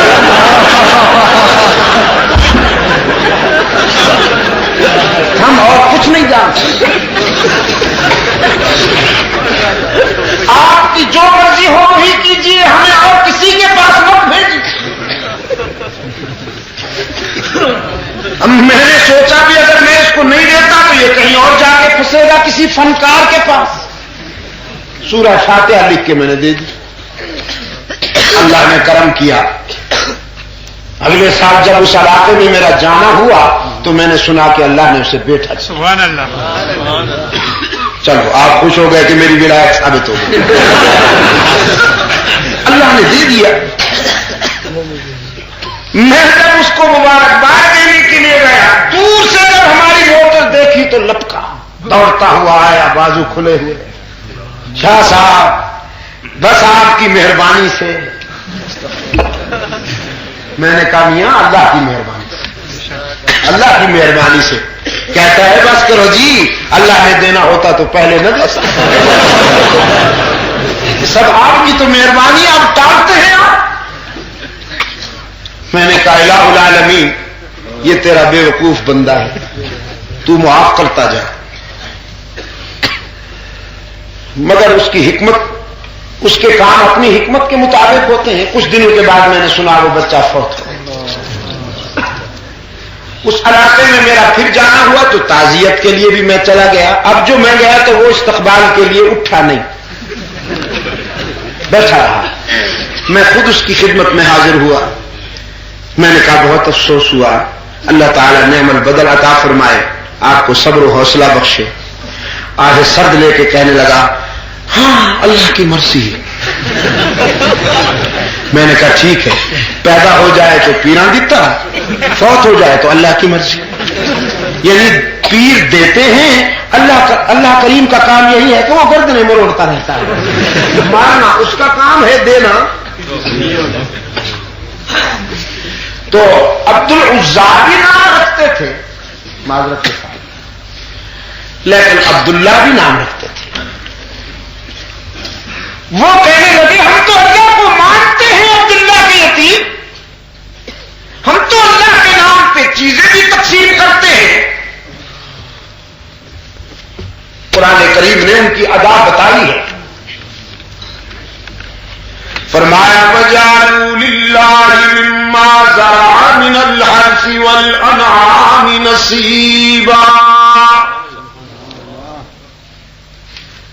وَجَعَلُوا لِلَّهِ مِمَّا زَرَعَ مِنَ الْحَرْثِ وَالْأَنْعَامِ نَصِيبًا، اپنی کھیتیوں اور اپنے مویشیوں میں سے ایک حصہ علیحدہ نکال کر رکھ دیا کرتے تھے اور کچھ حصے علیحدہ نکال کر رکھ دیا کرتے تھے۔ فقالوا هذا للہ، اب یہ تقسیم، پھر کہا کرتے تھے یہ حصہ رب کے لیے، وَهَذَا لِشُرَكَائِنَا، اور یہ سب کے لیے، یہ رب کے لیے، یہ سب کے لیے، سب کے لیے، یہ ہمارے بزرگوں کے لیے، یہ اللہ کے پیاروں کے لیے، یہ اللہ کے لیے، یہ اللہ کے پیاروں کے لیے۔ رب العالمین کو یہ تقسیم اتنی ناپسند آئی، فرمایا بِالظَّالِمِهِمْ، جس عبادت میں دوسروں کا نام شامل ہو جائے ہم اس کو کبھی قبول نہیں کیا کرتے، ہم یہ حصہ بھی ان کے منہ پہ مارتے ہیں۔ فَقَالُوا هَذَا لِلَّهِ بِزَعْمِهِمْ وَهَذَا لِشُرَكَائِنَا، رب العالمین نے یہ تقسیم ان کے منہ پہ مارتے ہوئے ناقبول کر دی۔ فرمایا ہم اس تقسیم کو کبھی قبول نہیں کرتے جس میں دوسروں کا نام شامل ہو جائے۔ بعض معاملات ایسے ہوتے ہیں نا جہاں دوسرے کا نام برداشت نہیں ہوتا، جزاک اللہ، لیکن دور حاضر میں اجمی فنکار کہتے ہیں نہیں، اللہ کے پیاروں کے ساتھ جتنا بھی آپ ان کے سجدے کریں، ان کے نام کی چیزیں تقسیم کریں، ان کو مشکلات میں پکاریں، ان کو ہر جگہ موجود مانیں، یہ اللہ کے قرب کی بات ہے۔ میں نے کہا نہیں، پیار کی بھی حدود ہے، یہ ان لمیٹڈ نہیں ہے، اس کی حدود ہے۔ اور میں مثال یہ کرتا ہوں، جو پیار کی حدیں پھیلانا چاہتے ہیں ان کی خدمت میں مثال دیا کرتا ہوں کہ اگر کسی خاتون کا نکاح ہو رہا ہو، قاضی صاحب پوچھیں مسمات فلاں بنت فلاں، ہم نے تیرا عقد نکاح بعوض اتنا حق مہر فلاں ابن فلاں سے کیا ہے، تجھے قبول ہے؟ اور وہ جواب میں کہے ہاں یہ بھی قبول ہے، اس کا پیارا بھائی بھی قبول ہے، اس کا پیارا چچا بھی قبول ہے، اس کے سارے پیارے بھی قبول ہیں، یہ بھی قبول ہے۔ میں آپ سے پوچھتا ہوں کوئی ہے ایسا جو اس جنس کو بیوی بنا کے گھر لے آئے؟ کوئی نہیں لائے، اس لیے کہ کوئی غیرت مند انسان یہ برداشت نہیں کرتا کہ اس کا کوئی پیارا اس کے حق ازدواجیت میں شریک ہو جائے۔ انسان کی غیرت جب یہ برداشت نہیں کرتی کہ کوئی اس کا پیارا اس کے حق ازدواجیت میں شریک ہو جائے، تو خدا قہار کی غیرت کیسے برداشت کرے گی کہ کوئی اس کا پیارا اس کے حق عبادت میں شریک ہو جائے؟ نعرہ تکبیر، اس کی غیرت بھی برداشت نہیں کرتی۔ اس لیے فرما دیا سب کو معاف کر دوں گا لیکن مشرک کو معاف نہیں کروں گا، اس لیے کہ مشرک گناہگار نہیں، غدار ہوتا ہے۔ جزاک اللہ، آپ تو مجھ سے بھی بڑے فاضل ہیں، یاد کر رکھی ہے نا الحمدللہ میری بات۔ بمبئی کے جلسے میں نے پوچھا کہ یہ بھی اور ہی میں کیا فرق ہے، بھی اور ہی میں کیا فرق ہے؟ تو دور سے ایک بچہ بولا، وہ دور سے کچھ کہہ رہا تھا، میری تو سمجھ آواز بھی نہیں آ رہی تھی اس کی، بہت بڑا اجتماع تھا۔ تو میں نے لوگوں سے کہا راستہ بناؤ ذرا اس کو آنے دو۔ لوگوں نے راستہ بنا لیا، وہ بچہ 8-9 سال کی عمر کا ہوگا، چلتا ہوا یہاں آیا تو میں نے مائکروفون کے سامنے اسے کھڑا کر دیا، اب بولو بھی اور ہی میں کیا فرق ہے؟ وہ کہنے لگا جو منکوہا اور بازاری میں ہوتا ہے۔ منکوہا جب نکاح کے بندھن میں کسی ایک کی بنتی ہے تو وعدہ کرتی ہے تیری ہی ہوں، اور بازار میں بیٹھی ہوئی غلاظت کا مجسمہ ہر گاہک سے کہتی ہے تیری بھی ہوں۔ تو مشرک اور موحد میں یہی فرق ہے کہ موحد یکجائی ہوتا ہے اور مشرک ہر جائی ہوتا ہے۔ موحد کہتا ہے میری عبادت کے لیے معبود تو ہی، موحد کہتا ہے میری زمین کے سجدوں کے لیے مسجود تو ہی، موحد کہتا ہے علام الغیوب تو ہی، موحد کہتا ہے کارساز و دستگیر تو ہی، موحد کہتا ہے حاجت روا و مشکل کشا تو ہی، اور بازاری جنس کیا کہتی ہے؟ تو بھی، تیرا بھی سجدہ تیرے پیاروں کا بھی سجدہ، تیرا سجدہ عبادت والا، تیرے پیاروں کا سجدہ تعظیم والا۔ اور میں نے کہا یہ تعظیم نہیں ہے، یہ اللہ کے حق میں تقسیم ہے۔ خیر اللہ کا سجدہ تعظیم نہیں ہے۔ اولیاء کرام سے اگر آپ نے محبت کرنا ہے، ان کی محبت اور عقیدت کا معیار یہ ہے کہ ان کے راستے پہ چلیے، ان کی تعلیمات کا مطالعہ کیجیے۔ حضرت سید عبد القادر جیلانی رحمت اللہ تعالی علیہ کی کتابوں کا مطالعہ کیجیے، اللہ آپ کو توفیق عطا فرمائے۔ آمین۔ یہ 11ویں خور ملا سے نہ سمجھیے کہ عبد القادر جیلانی کون تھا، یہ تو قوم کا مال کھا کھا کے بلڈوزر بنتا جا رہا ہے، سنبھالا نہیں جا سکتا۔ اس سے مت پوچھیے سید عبد القادر جیلانی کیا، یہ تو کہے گا حضرت عبد القادر جیلانی کی محبت کرنا چاہتے ہو تو بس 11ویں کی دیگیں پکاؤ اور مجھے بلا لو۔ اگر آپ حضرت سید عبد القادر جیلانی رحمت اللہ تعالی علیہ کو سمجھنا چاہتے ہیں تو غنیت الطالبین کا مطالعہ کیجیے، فتوح الغیب کا مطالعہ کیجیے۔ میں وثوق سے کہتا ہوں میں نے پڑھی ہے کتاب حضرت جیلانی کی، ایک ایک جملے میں قرآن و سنت کی روح ہے، ایک جملہ شرک کی رد میں اور توحید کی حمایت، ہر جملہ بدعت کی رد میں اور سنت کی حمایت میں لکھا ہے حضرت شاہ صاحب نے۔ داعی قرآن و سنت کی حیثیت سے ان کی پوری زندگی مجاہدانہ گزری ہے، وہ اپنے دور کا مبلغ اعظم تھے۔ خدا کی قسم عبد القادر جیلانی مجاور نہیں تھا، مجاہد تھا۔ عبد القادر جیلانی تعویذ فروش نہیں تھا، سر فروش تھا۔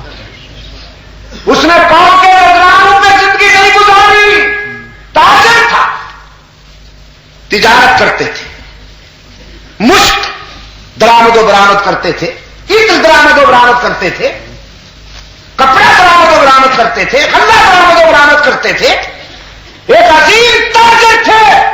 ان کے دسترخوان پہ اکثر و بیشتر ہزاروں علماء موجود رہا کرتے تھے۔ جو باتیں کتابوں میں حل نہیں ہوتی تھی عبد القادر کی گفتگو میں حل ہو جاتی تھی۔ میرے عزیز دوستو، بزرگوں سے عقیدت و محبت کا معیار ہمارے ہاں یہ ہے کہ ان کے نقش قدم پہ چلو۔ لیکن سجدہ کس کا؟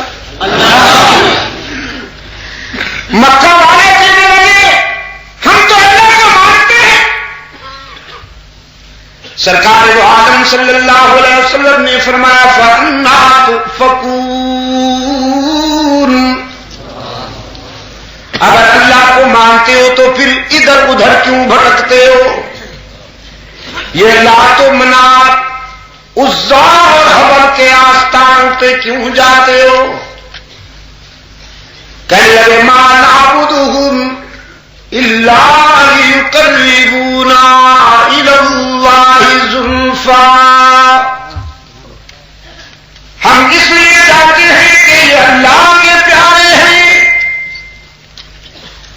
ہماری سنتا نہیں ان کی، ٹھکراتا نہیں، ہماری ان کے آگے ان کی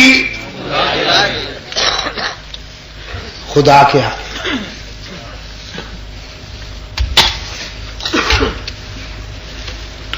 افریقہ کے دورے میں ایک نو مسلم افریقی جس نے عیسائیت چھوڑ دی تھی اسلام قبول کر لیا تھا. میں نے اس سے پوچھا اسلام کی کس ادا نے تجھے متاثر کیا؟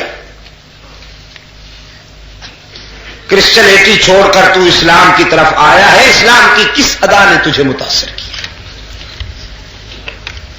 کہنے لگا اسلام کی ہر ادا دل نشیں ہے، سب سے زیادہ مجھے اسلام کی اس ادا نے متاثر کیا کہ اسلام میں اللہ سے رابطہ قائم کرنے کے لیے تنکوں کے سہاروں کی ضرورت نہیں پڑتی، یہاں ایکسچینج کا چکر نہیں ہے، ڈائریکٹ ڈائلنگ ہے.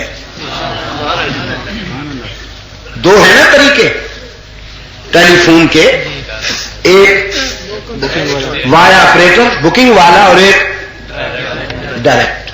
آپ آپریٹر صاحب سے ایکسچینج میں رابطہ قائم کیجئے، نمبر ڈائل کیجئے، وہ کہے گا ہلو. اس کی ہلو ہی اتنی تباہ کن ہوتی ہے کہ ہتھوڑا پڑتا ہے سماج کا.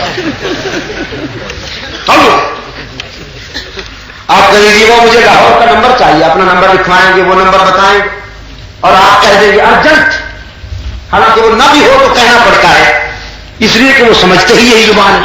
Urgent please. اچھا جی کوشش کرتا ہوں، ہولڈ کیجیے، آپ رکھ دیجئے اور بیٹھ جائیے انتظار میں. گھنٹہ گزر جائے، 1.5 گھنٹہ گزر جائے، پھر آپ نمبر ڈائل. وہ میں نے ایک نمبر لکھوایا تھا، جی میں کوشش کر رہا ہوں نہیں ملا رہا ہوں، آپ ہولڈ کیجیے، پھر رکھ دیجیے. اس کی مرضی 1.5 گھنٹے بعد ملا ہے، اس کی مرضی 2 گھنٹے بعد ملا ہے، اس کی مرضی 3 گھنٹے بعد ملا ہے، یا شام کو کہہ دے لائن خراب ہے. ٹھیک ہے. اور حاجی صاحب اگر ہو سکے تو آج میں اور حضرت مولانا محمد امیر صاحب بجلی گھر ہم دونوں نے اکٹھے ہم بیٹھے تھے، کوشش کی ہے، ہمارے دوستوں نے بھی کوشش کی ہے، لیکن پی آئی اے کے آفس میں کسی نے ٹیلی فون نہیں اٹھایا. وہ بے شک میرے بھائی ہیں، میں ان کا بڑا احترام کرتا ہوں، لیکن آفس ٹائم پر اتنی دیر تک ٹیلی فون کا نو رپلائی رہنا یہ ہمارا قومی المیہ ہے. کچھ کالیں ارجنٹ بھی ہوا کرتی، پھر ہم نے 17 کو ڈائل کیا، وہ اس سے بھی زیادہ بے نیاز نکلا. خیر آپریٹر کس کی کار جلدی جاتا ہے یہ وہی لوگ جانتے ہیں جنہوں نے ٹیلی فون سیٹ رکھے ہوئے ہیں بہت عرصے سے.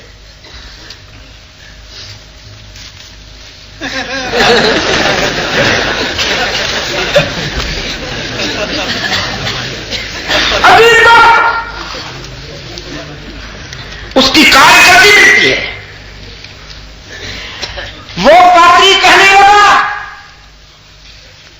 اسلام کی سب سے خوبی مجھے یہ پسند آئی کہ اسلام میں ڈائریکٹ ڈائلنگ ہے، ورنہ جب ہم عیسائی ہوتے تھے تو ہمیں پادری کہتا تھا خدا تمہاری نہیں سنتا، تم گناہگار ہو، بد کردار ہو، تم دنیا کمانے کے پیچھے پڑے ہوئے ہو، خدا تمہاری کہاں سنتا. ہم کلیسا نشین ہر وقت صلیب کے سامنے بیٹھے ہوئے اللہ سے لو لگائے ہوئے ہیں، اللہ سے ہم بہت قریب ہیں، تم بہت دور ہو. تم ہمیں خوش کرو ہم اس کو خوش کریں گے. تمہاری سنتا نہیں اور ہماری ٹھکراتا نہیں تو تمہاری ہمارے آگے ہماری. اقبال نے اسی لیے تو کہا فرمایا کیوں خالق و مخلوق میں حائل رہے پردے, کیوں خالق و مخلوق میں حائل رہے پردے, پیران کلیسا کو کلیسا سے اٹھا دو. میں نے اس دن کراچی کی کانفرنس میں اس اگلے مصرے میں ترمیم کی. اقبال نے تو کہا پیران کلیسا کو کلیسا سے اٹھا دو, میں نے کہا قبروں سے بزرگوں کی مجاور کو بھگا دو. یہ بھی تو بروکر بنا رکھا ہے. یہ کہتا ہے نئی نئی جھنڈیاں لہراؤ, نئی نئی چادریں. محکمہ اوقاف سے معذرت کے ساتھ نئی نئی چادر ڈالو, نئی نئی جھنڈیاں لہراؤ کہ بزرگ خوش ہوں گے. حالانکہ جھنڈیوں کی اور چادروں کی اللہ والوں کو ضرورت نہیں, وہ تو اللہ کے جوار رحمت میں پہنچ گئے. یرزقون فارحین, حق تعالیٰ انہیں رزق پہنچاتے ہیں, وہ اس کے الطاف کے زیر سایہ رہتے ہیں. یہ جھنڈیاں اور چادریں اللہ والوں کی ڈیمانڈ نہیں, یہ مجاور کی ضرورت ہے, اس کی ضرورت ہے. یہ کہتا ہے بیوہ کے سر پہ چادر ہو یا نہ ہو, یتیم کو لباس ملے یا نہ ملے, لیکن میرے لیے نئی نئی چادریں لاؤ تو تمہاری مرادیں پوری ہوں گی. اکثر نامراد وہاں جمع ہوتے ہیں, اکثر نامراد. پتہ نہیں میں نے آپ کو وہ واقعہ سنایا ہے. ایک مجاہد ہے ہمارا, بیٹھا وہ بھی ایک ولی اللہ کی قبر پہ ہے, لیکن بڑا پیارا لگتا ہے مجھے. ڈیرہ اسماعیل خان کے آپ کے صوبے کا آدمی ہے وہ. میں نے سنا وہاں پر ایک اللہ تعالیٰ کی قبر پہ ایک صاحب بیٹھے ہیں. وہاں جو لوگ نذرانے لے کر جاتے ہیں وہ نذرانہ لے لیتا ہے اور اس کے بعد کیا کچھ کرتا ہے میں وہ بتاتا ہوں. مجھے شوق ہوا کہ بھئی ان سے ملیں گے.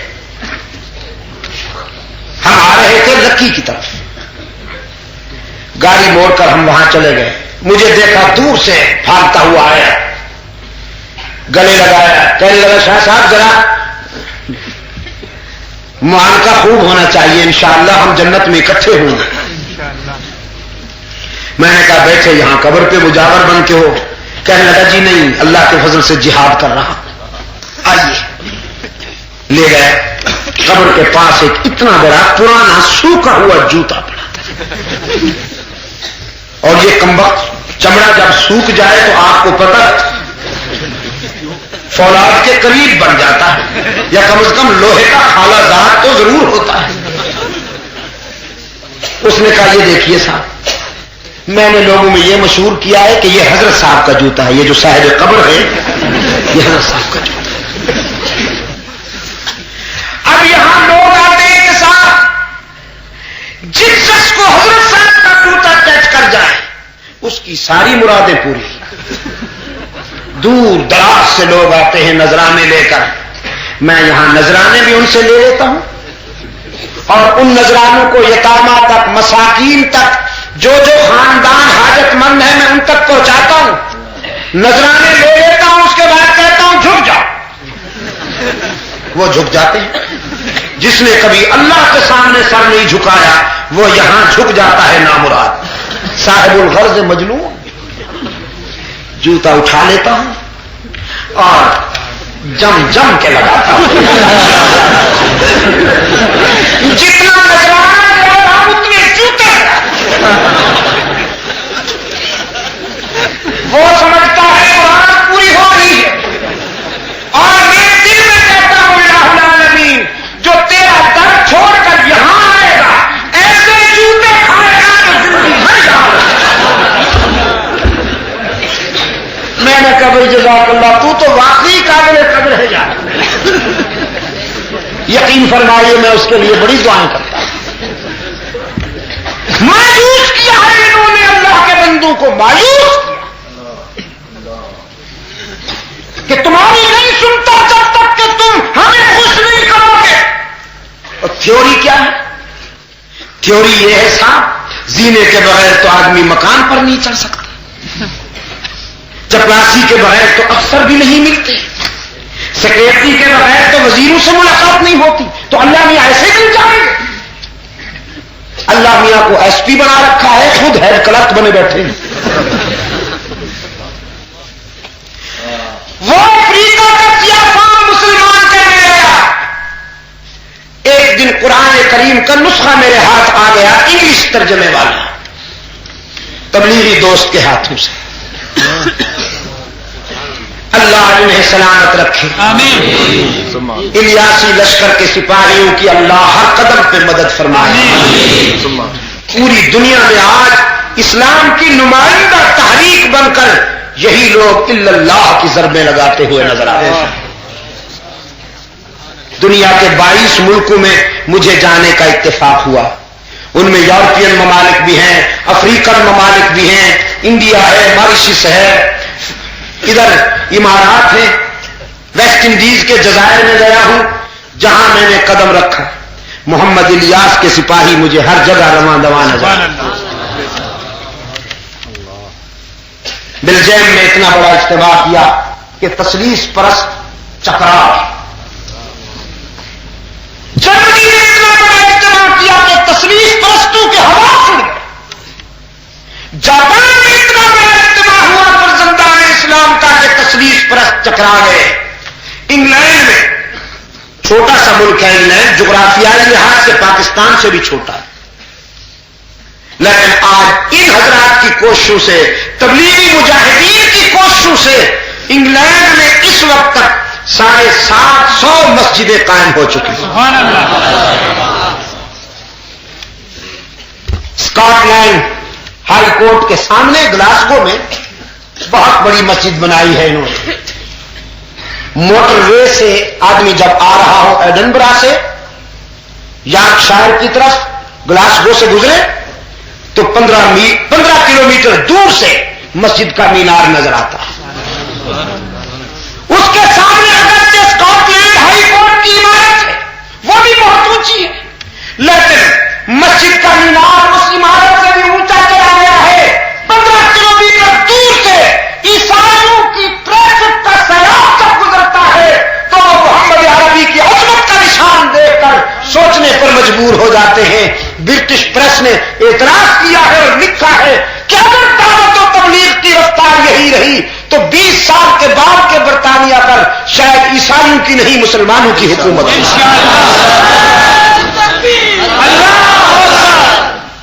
اور حاجی صاحب، زاہد تنگ نظر نے مجھے کافر جانا اور کافر یہ سمجھتا ہے مسلمان ہوں. یہاں بعض لوگوں نے ادھار کھا رکھا ہے تبلیغی جماعت کی کردار کشی کے پیچھے. 2 ٹکے کے وائس پروفیشنل لوگ وہ آ کر محمد الیاس کو گالیاں دیتے ہیں، وہ آ کر حضرت نانوتوی کو گالیاں دیتے ہیں، حکیم محمد اشرف علی تھانوی کو گالیاں دیتے ہیں. میں اشرف علی تھانوی، محمد قاسم نانوتوی اور محمد الیاس کی بات کر رہا ہوں. ابو بکر صدیق کو گالیاں دی جا رہی ہیں یہاں. اور مجھے بہت افسوس کے ساتھ یہ کہنا پڑ رہا ہے، ایک آرڈیننس نافذ ہوا تھا صحابہ و اہل بیت کی ناموس کی حفاظت کے لیے، لیکن آج تک پورے ملک میں اس آرڈیننس کے روح سے کسی ایک بد زبان کو بھی گرفت میں نہیں لیا گیا. اور ایسی کتابیں منظر عام پہ آئی ہیں کہ ان عبارتوں کو میں دہرا نہیں سکتا. لاہور کے ایک بدبخت نے کتاب لکھی ہے حضرت عثمان کے بارے میں. کہتا ہے عثمان کو اسلام سے کوئی دلچسپی نہیں تھی، وہ تو رقیہ ام کلثوم پہ عاشق تھا، نبی کی بیٹیاں ہتھیانے کے لیے اسلام لائے.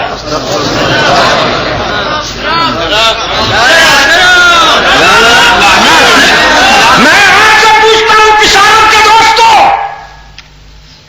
جس طبقے کا یہ عقیدہ ہو اور جو طبقہ ام المومنین سیدہ عائشہ لکھے اسی کتاب میں لکھا ہوا ہے. مجھ پہ مقدمہ چلاؤ, مجھے عدالت میں بلاؤ, اگر ثابت نہ کروں تو کوئی کر رہا ہو, اور اگر ثابت کر دوں تو ڈوب کے مر جاؤ. اسلام کا نام لیتے ہو, آرگیومنٹس نہ کر سکتے ہو لیکن اس پر عمل نہیں کرتے ہو. اگر کوئی تمہارے خلاف بولے تو کوئی کرتے ہیں, لیکن اگر کوئی عائشہ کو فیصلہ کہے تو کوئی بات نہیں.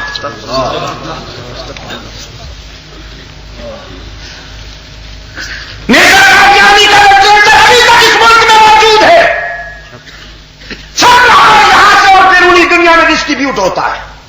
ابھی ماریشس میں جا کے میں نے لکھنؤ سے پرنٹڈ لٹریچر وہاں دیکھا ہے جس میں پوری پاکستانی قوم کو گالیاں دی گئی ہیں, موجودہ حکومت کو بھی گالیاں دی گئی ہیں اس میں. میرے عزیز دوستو, بابا صاحب بڑا عجیب آدمی تھا. ایک بستی سے گزر رہا تھا تو کتے پیچھے پڑ گئے, ادھر ادھر دیکھا کوئی پتھر ملے, کوئی لکڑی ملے, کتوں کو بھگاؤ, کچھ ہاتھ میں آیا تو ایک پتھر نظر آیا, اسے اٹھانا چاہا لیکن وہ پتھر زمین میں دھسا ہوا تھا. جب ہاتھ میں آیا تو پھر بدی ایک مصرع چست کر گئے. شاید تو فطری تھے, کہنے لگے عجب مردمان سگارا کشادن تو سنگھارا بستن. یہ لوگ بھی عجیب دیکھیں, کتوں کو چھوڑ دیا ہے اور پتھروں کو باندھ دیا ہے. ان لوگوں کو آزادی ہے جو صحابہ پر بدزبانی کریں, جو علماء حق پہ بدزبانی کریں, اور عبد المجید ندیم پہ پابندی ہے. میرے اوپر جب میرے ساتھ کاغذات پہنچتے ہیں تو اس میں لکھا ہوتا ہے کہ آپ کے آنے سے امن عامہ کو خطرہ لاحق. یا اللہ, یہ اتنا بڑا اجتماع ہے میرے سامنے. یہ اجتماع آرام کے ساتھ جلال و جمال کے زاویوں سے گزرتا ہوا توحید و رسالت اور مناقب صحابہ و اہل بیت کے حسین زاویوں سے گزرتا ہوا آرام کے ساتھ اپنے گھروں کو چلا جائے گا. اور یہی سلسلہ کم از کم 15-16 سال سے ہے. میں پشاور میں 69 سے آ رہا ہوں, بالکل صحیح, 69 سے میں اس پشاور میں آ رہا ہوں. یہ میرا شہر ہے, یہاں میرے بھائی رہتے ہیں, لیکن بیوروکریٹس جن کی فرعونیت رکتی ہے وہ مجھ پہ پابندیاں لگاتے ہیں. صحابہ کو گالیاں دینے والوں کو کھلی چھٹی ہے. کیوں؟ میں واضح کر دینا چاہتا ہوں بالکل متین اور سنجیدہ لہجے میں کہ صحابہ کی عزت اور ناموس کی, اہل بیت کی عزت اور ناموس کی حفاظت کرنا ہوگی. ہم چاہتے ہیں کہ پاکستان کا قانون کرے صحابہ اور اہل بیت کی عزت کی حفاظت, اور اگر پاکستان کے قانون نے صحابہ اور اہل بیت کی عزت کی حفاظت نہ کی تو پھر فرزندان اسلام کا خون صحابہ اور اہل بیت کی عزت کی حفاظت کرے گا.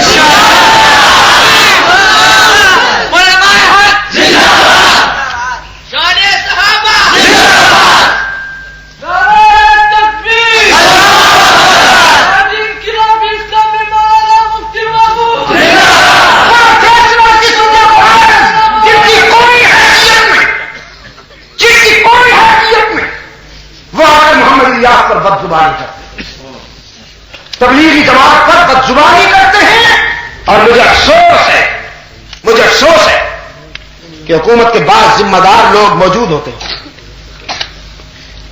میں آج ٹھیک ہے درد دل بیان کر رہا ہوں, اپنے دوستوں سے متعلق کچھ کہہ رہا, لیکن میں نے کسی مکتب فکر کے نمائندہ آدمی کا نام لے کر میں کسی کو برا کہوں, یہ میرے ذوق کے خلاف ہے,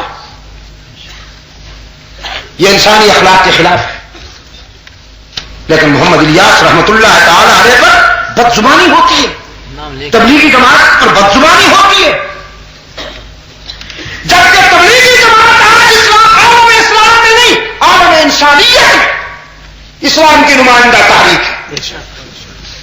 میرے عزیز دوستوں, انڈیا میں نے گودھرا کے اجتماع میں شرکت کی. آپ یقین فرمائیے رائے میں بے شک بہت بڑا اجتماع ہوتا ہے, لیکن وہاں کے اجتماع کو دیکھ کر تو رائے بھی بھولنے لگا. ان لوگوں کا اخلاص, ان لوگوں کا سلیقہ, ان لوگوں کا درد دل اور ذکر و فکر تو ان کی گرد راہ سے بھی کوئی نسبت نہیں رکھتے. تو وہ افریقی کہنے لگا ایک تبلیغی مجاہد کے ہاتھ سے قرآن کریم کا نسخہ آ گیا میرے. میں نے اس نقطۂ نظر سے قرآن کریم کا مطالعہ کیا کہ دیکھوں مسلمانوں کے مذہب میں اللہ سے رابطہ قائم کرنے کا معیار کیا ہے. یہاں بھی کوئی کلیسا نشین تو نہیں بیٹھا, یہاں بھی کوئی پوپ تو نہیں بیٹھا, کوئی پادری تو نہیں بیٹھا جو کہے کہ مجھے خوش کرو گے تو اللہ ملے گا ورنہ نہیں ملے گا. کہتا ہے جب میں نے قرآن کا مطالعہ کیا میری تو حیرت کی کوئی حد نہ رہی. قرآن کریم نے بغیر کسی تکلف کے دعوت دے دی.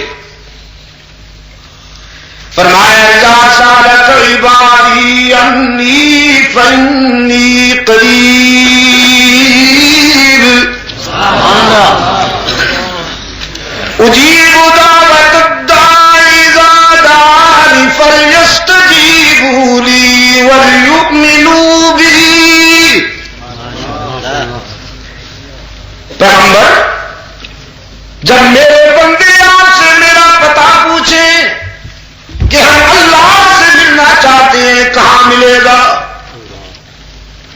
فرمایا انہیں بتا دیجیے انی قریب, میں تو تمہارے قریب رہتا ہوں. الہ العالمین جتنا قریب ہے تجھ سے ملنے کے لیے کتنے دنوں ہفتوں مہینوں یا سالوں کے سفر کی تیاریاں کریں. فرمایا میں نے اپنے ٹھکانے کے لیے کوئی دور محل نہیں بنایا, میں نے کوئی دور کوٹھی نہیں بنائی. نحن اقرب الیہ من حبل الورید, میں تو تیری رگے حیات سے بھی زیادہ قریب ہوں. دل کے آئینے میں ہے تصویر یار, جب ذرا گردن جھکائی دیکھ لی. جب اتنا قریب ہوں تو مجھے پکارا کرو. اگر نیکیاں نہیں تو کوتاہیاں لاؤ, اگر خوبیاں نہیں تو گناہ لاؤ. میں تمہارے گناہوں سے کئی گنا زیادہ رحمت لے کر انتظار کر رہا ہوں. نبی عبادی انی انا الغفور الرحیم. میرے خطا کار بندوں کو بتا دیجئے اگر تمہارے گناہ ہوتے ہیں تو میری رحمت کا بھی کوئی ٹھکانا نہیں. من یعمل سوءا او یظلم نفسه ثم یستغفر اللہ یجد اللہ غفورا رحیما. جس نے زندگی کے سفر میں بہت ٹھوکریں کھائی ہوں, بہت گناہ کیے ہوں, لیکن جب شرمندہ ہو کر میرے در پہ آئے گا تو مجھے روٹھا ہوا نہیں پائے گا, مہربان پائے گا. باقی جہاں جاؤ گے لوٹے جاؤ گے, ہاتھ آؤ گے تو, لیکن یہی در ہے رب العالمین کا در رحمت, جہاں سے ہر وقت صدا آتی ہے کچھ نہ لے کے آؤ سب کچھ لے کے جاؤ. خالی ہاتھ آؤ دامن بھر کے جاؤ. باز آ ہر آنچ ہستی باز آ. گر کافرو گبرو بت پرستی باز آ. ای درگہ ماں درگہ نومیدی صد بار اگر توبہ شکستی باز آ. او گنہگار اگر 100 مرتبہ توبہ کر کے توڑ دی تو مایوس ہونے کی کوئی بات نہیں. لا تقنطوا من رحمت اللہ. ایک مرتبہ پھر میرے در پہ آ کے دیکھ, جبین نیاز جھکا کے دیکھ, طلب کا دامن پھیلا کے دیکھ, ندامت کے اشک بہا کے دیکھ, میرے لطف و کرم کو آزما کے دیکھ. تیرے آنے میں دیر ہے, میرے راضی ہونے میں دیر نہیں ہوگی. وہ افریقی سیاہ فام کہنے لگا اسلام کی اس ادا نے مجھے بے پناہ متاثر کیا اور میں عیسائیت چھوڑ کر رحمت عالم کے غلاموں میں شامل ہو گیا. سرکار دو عالم صلی اللہ علیہ وسلم نے فرمایا مکہ والو تم کہتے ہو ہماری سنتا نہیں اور میں یقین دلانے آیا ہوں کہ وہ اپنے در پہ آنے والے کو کبھی مایوس کرتا نہیں. وہی تو ہے جو اپنے در پہ آنے والے کو تانا بھی نہیں دیتا کہ کل تک تو نے یاد نہیں کیا آج کس منہ سے میرے در پہ سوالی بن کے آیا ہے. تو کبھی اس سے لو لگاؤ. حالی کیا کہتا ہے لگاؤ تو لاؤ بس اسی سے لگاؤ. جھکاؤ تو سر اس کے آگے جھکاؤ. کبھی رات کی تنہائی میں بستر چھوڑ کر اس کے آگے بھی رو کے دیکھو تمہیں وہ اتنا قریب ملے گا کہ دنیا کا کوئی تعلق تمہارے اتنا قریب نہیں ہوگا. نظرانے کلوز کرنا چاہتے ہیں یہ بات ہم برداشت نہیں کریں گے. ابو لہب نے تو یہاں تک کہہ دیا الہذا جماعتنا تبا لک یا محمد. تم کو چھیڑو نہیں اپنی بات چھوڑو نہیں دوسروں کو چھیڑو نہیں. آپ بھی اپنی توحید بیان کرتے رہیں ہمارے آستانوں پہ بھی رونق لگی رہے. بس اتنی سی بات مان لو جو چاہو منوا لو. لیڈری چاہیے تو عرب کی قیادت کی چابیاں آپ کے قدموں میں ڈال دیں گے. کسی بڑے گھرانے کا رشتہ چاہیے انگلی رکھو تعمیر ہوگی. زروسین چاہیے سونے چاندی اور ہیرے جواہرات کے ڈھیر لگا دیں گے. محمد جو چاہو منوا لو. اور اگر ہماری پیشکش قبول نہ کی تو پھر ہم سے بڑا دشمن بھی کوئی نہیں ہوگا. ہم محبت کرنا بھی جانتے ہیں عداوت نبھانا بھی جانتے ہیں. ہماری عداوت نسلوں تک چلتی ہے. دو راہیں پہ کھڑے ہو چاہو تو پھولوں کا راستہ اپنا لو چاہو تو کانٹوں کا راستہ اپنا لو. پشاور کے دوستوں کیسے دو راہیں پہ آ گیا ہے اللہ کا محبوب. رب العالمین نے فرمایا میرے محبوب آج آپ نہیں ہم جواب دیں گے. آپ میرے لیے ہم دیں گے. قرآن ہے فرمایا قل فغیر اللہ تأمرونی اعبد ایھا الجاہلون.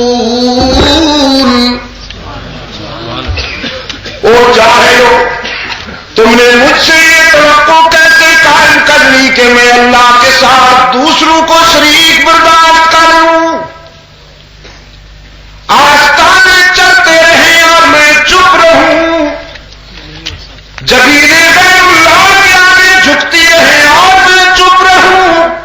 ناممکن. تمہاری ترغیب و ترہیب کو سنوں یا عرش بری سے ہونے والی مسلسل تنبیہ کو سنوں.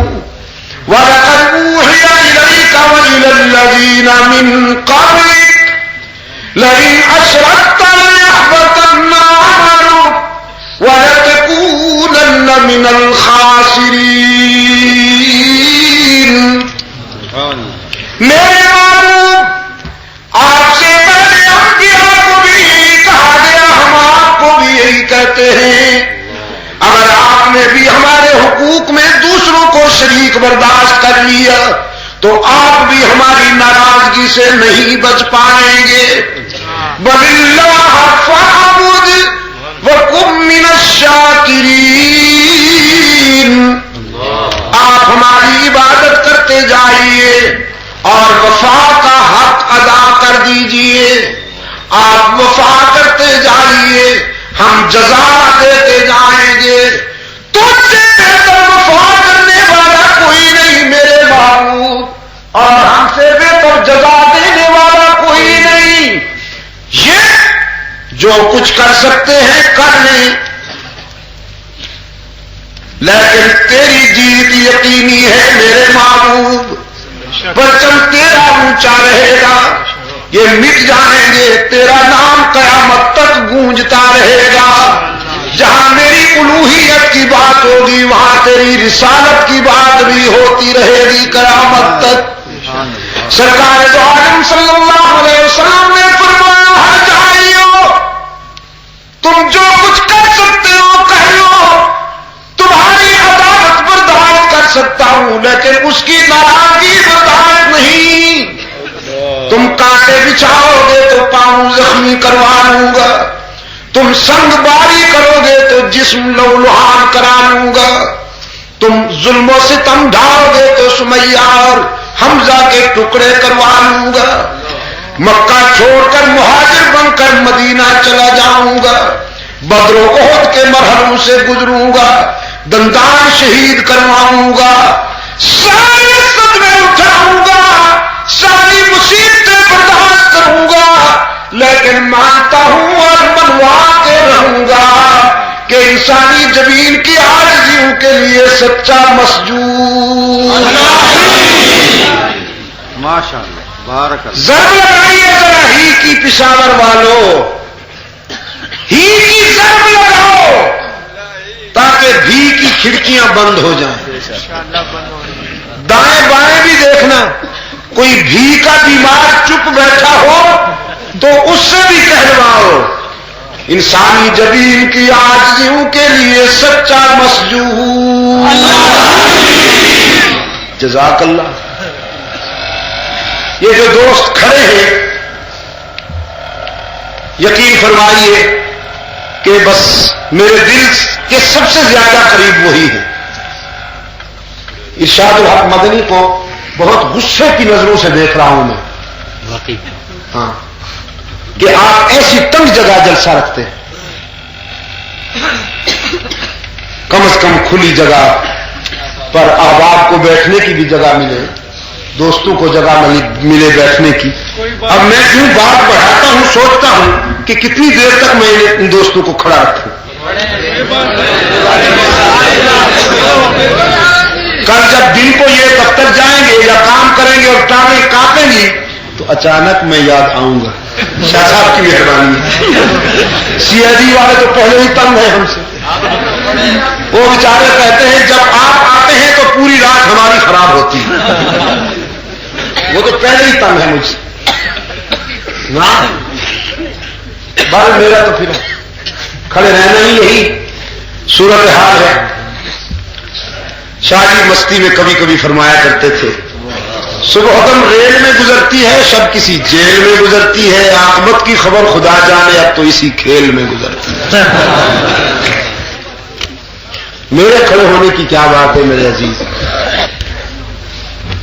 ہاں تو خیر میں یہ کہہ رہا تھا کہ ہی کی ضرب ذرا جلالت سے لگے تاکہ اٹک سے پار ہو جائے، اور میرے پنجاب کو بھی بات سمجھ میں آ جائے۔ انسانی جبین کی عاجزیوں کے لیے سچا مسجود ہر جگہ موجود، علام الغیوب، کارساز و دستگیر، حاجت روا ہو مشکل کشا، مشکل کشا، یا اللہ بھی کہا کرتا ہوں اپنے بیمار دوستوں سے کبھی تنہائی میں اپنے ضمیر کو جج بناؤ، پوچھو اپنے ضمیر سے مشکل کشا کون ہے تو تمہارا ضمیر بھی یہی کہے گا اللہ۔ مشکل کشا وہی ہوتا ہے جس پہ خود کبھی مشکل نہ آئے، جو خود مشکلوں میں الجھے وہ مشکل کشا نہیں، جو خود حاجت مند ہو وہ حاجت روا۔ انبیاء پہ مشکلیں آئیں کہ نہیں، رسولوں پہ مشکلیں آئیں کہ نہیں، صدیقین پہ مشکلیں آئیں کہ نہیں، شہداء پہ مشکلیں آئیں کہ نہیں۔ سب سے پہلا پیغمبر ابو البشر حضرت آدم امتحان و آزمائش کے لمحے سے گزر رہے ہیں، آنسو کی برسات میں دست بدعا ہے۔ ربنا ظلمنا انفسنا وان لم تغفر لنا وترحمنا لنكونن من الخاسرین۔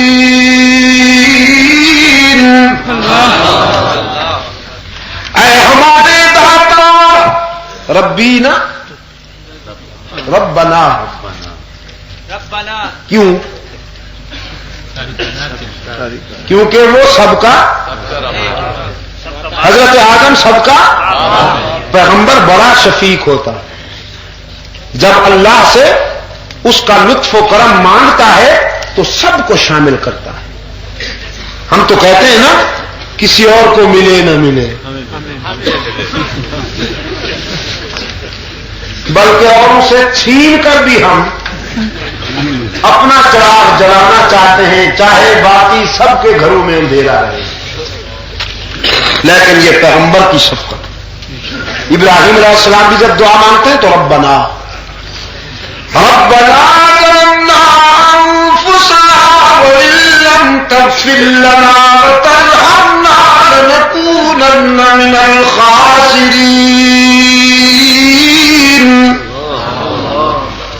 اے ہمارے داتا، اگر تیرا لطف و کرم شامل حال نہ ہو تو ہمارا سفینہ کبھی کنارے لگ سکتا ہی نہیں۔ حضرت آدم پہ مشکل آئی کہ نہیں؟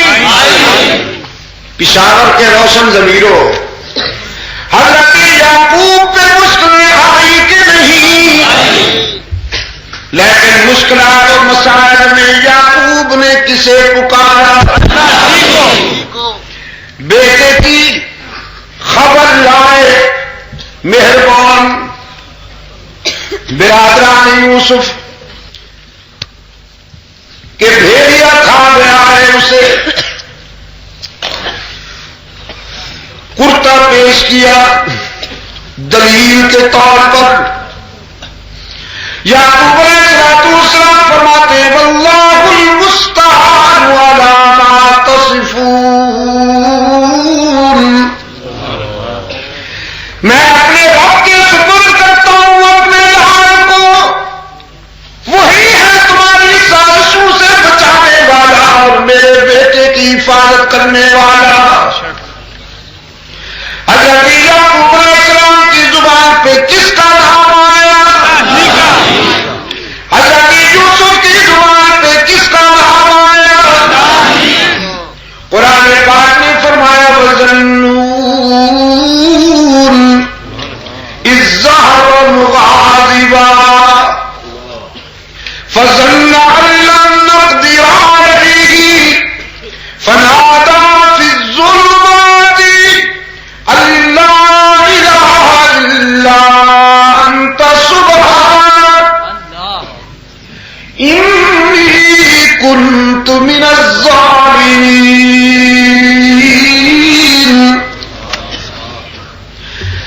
ذرا مچھلی والے یار کی بات بھی یاد کرو، رات کے اندھیرے میں، دریا کی گہرائی میں، شکم ماہی میں یونس کی زبان پہ کس کا نام آیا؟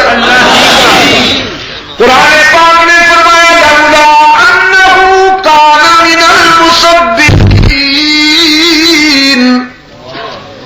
اگر میرا یونس امتحان و آزمائش کے اس مرحلے پر میرا ایمان نہ لیتا، مجھ سے مدد نہ مانگتا، مجھے نہ پکارتا، لَلَبِثَ فِي بَطْنِهِ إِلَىٰ يَوْمِ يُبْعَثُونَ، تو قیامت تک یہی مچھلی کے پیٹ میں رہتا، میرے سوا کوئی یونس کا مشکل کشا نہیں، میرے سوا کوئی یونس کا مددگار نہیں تھا۔ تو بتاؤ پشاور والوں مشکل کشا کون؟ حاجت روا کون؟ دستگیروں کا ساتھ کون؟ علام الغیوب کون؟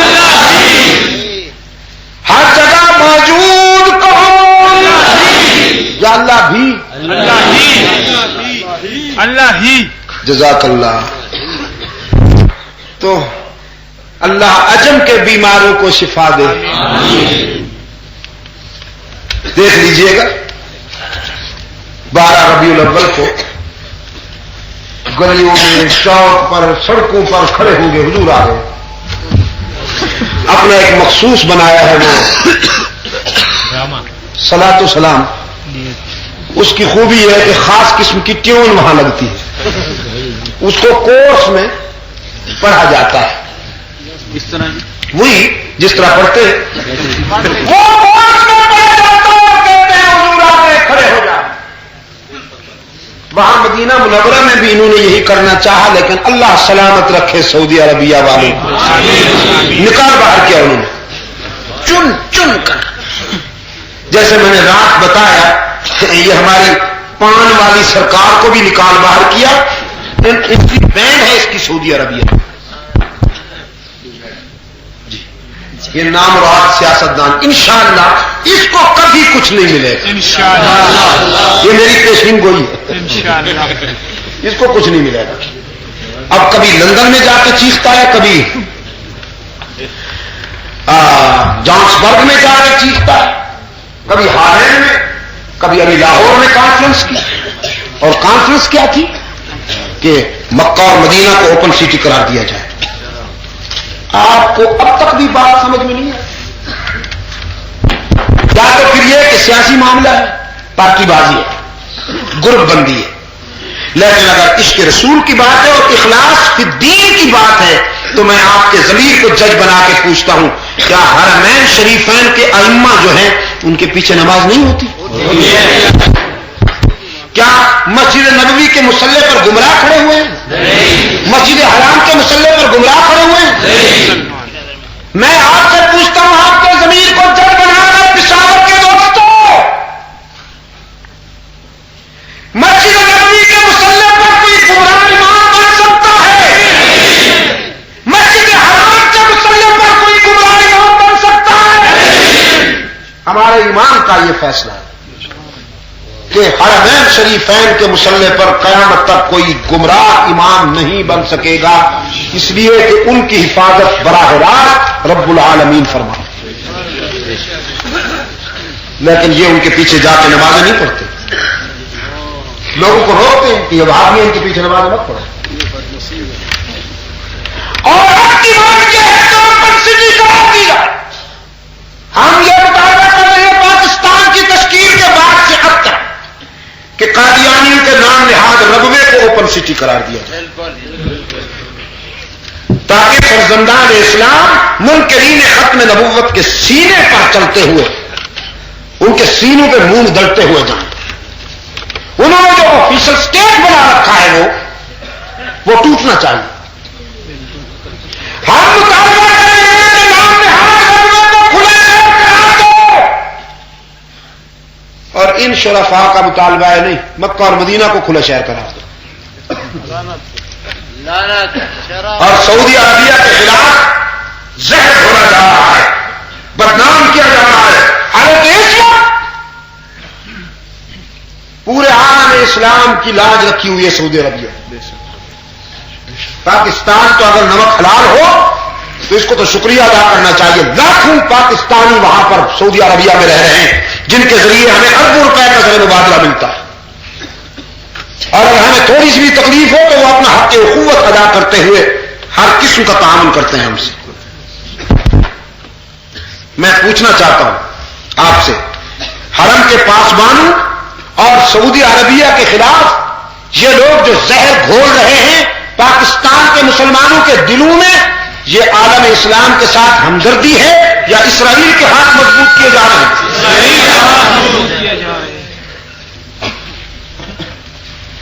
میرے عزیز دوست, انہیں تو چاہیے تھا یہ بیت المقدس کانفرنس کریں اور مسلمانوں کو مجاز کریں کہ ہم مل کر بیت المقدس سے یہودیوں کو نکال باہر کریں. ٹھیک ہے کہ نہیں؟ ٹھیک ہے.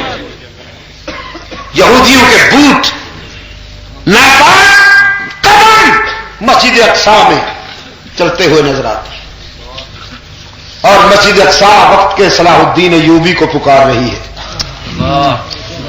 لیکن ادھر توجہ ہٹانے کے لیے کہا جا رہا ہے کہ نہیں صاحب مکہ اور مدینہ میں گمراہ لوگوں کا قبضہ ہے. میرے عزیز دوستوں، صلاۃ و سلام نماز میں آپ پڑھتے ہیں، لیکن جب آپ بیٹھ جاتے ہیں سجدے میں نہیں، رکوع میں نہیں، قیام میں نہیں، قادر جب آپ بیٹھتے ہیں. اس لیے کہ رکوع سجدہ اور قیام عاجزی میں شمار ہوتے ہیں، اور عاجزی کی ساری ادائیں اللہ نے اپنے لیے مخصوص کی ہوئی ہیں. علماء حق کا یہ فرض ہے کہ وہ سنتوں میں بدعتوں کی ملاوٹ نہ ہونے دیں. کہ ہونے دیں؟ اگر کوئی مذہب کے نام پر سنت میں بدعت کی ملاوٹ کرے تو یہ ہونے دیا جائے؟ یہ فرض ہے علماء حق کا کہ وہ سنتوں میں بدعت کی ملاوٹ نہ ہونے دیں، توحید میں شرک کی ملاوٹ نہ ہونے دیں، صحابہ و اہل بیت کے ناموس کا تحفظ کریں اور ملت اسلامیہ کے اتحاد کو فروغ دیں. میں انجمن تبلیغ قرآن و سنت کے کارکنان، ان کے قائدین کو دل کی گہرائیوں سے ہدیہ تبریک پیش کرتے ہوئے اللہ سے دعا کرتا ہوں واقعی دنیا حسنتوں وفی الآخرۃ حسنتوں وقنا عذاب النار. جو چاہے دوست، یہ ہر سنی مسلمان کے گھر ہونا چاہیے. ربنا ظلمنا انفسنا وان لم تغفر لنا وترحمنا لنكونن من الخاسرین. اے اللہ عالم اسلام کی مدد فرما، مسلمان جہاں کے مظلوم ہیں ان کی دستگیری فرما، روحانی جسمانی بیماروں کو شفا کاملہ عطا فرما. اے اللہ فلسطین کے مسلمانوں کی مدد فرما، افغانستان کے مسلمانوں کی مدد فرما. الہ العالمین ہمیں صہیونی اور نصرانی سازشوں سے محفوظ و معمون فرما، مغربی اور اشتراکی لٹیروں کی جارحیت سے محفوظ و معمون فرما. پاکستان کو امن و سلامتی کا گہوارہ بنا، قرآن و سنت پر مبنی آئین اور دور خلافت راشدہ کے مطابق منصفانہ طرز زندگی سے ہمکنار فرما. اے اللہ رحمت للعالمین صلی اللہ علیہ وسلم کے غلاموں کو نیک اور ایک بنا. ہم سب کو حق و صداقت کی بنیاد پر اتحاد و اتفاق سے مالا مال فرما. کچھ دوستوں نے بیماروں کی شفا کے لیے دعائیں کی ہیں. الہ العالمین تمام بیماروں کو شفا کاملہ عطا فرما، تمام روحانی جسمانی بیماروں کو شفا کاملہ عطا فرما. آج کے اس عظیم اجتماع کے ذریعے میں یہ بھی مطالبہ کرنے میں اپنے تمام دوستوں کو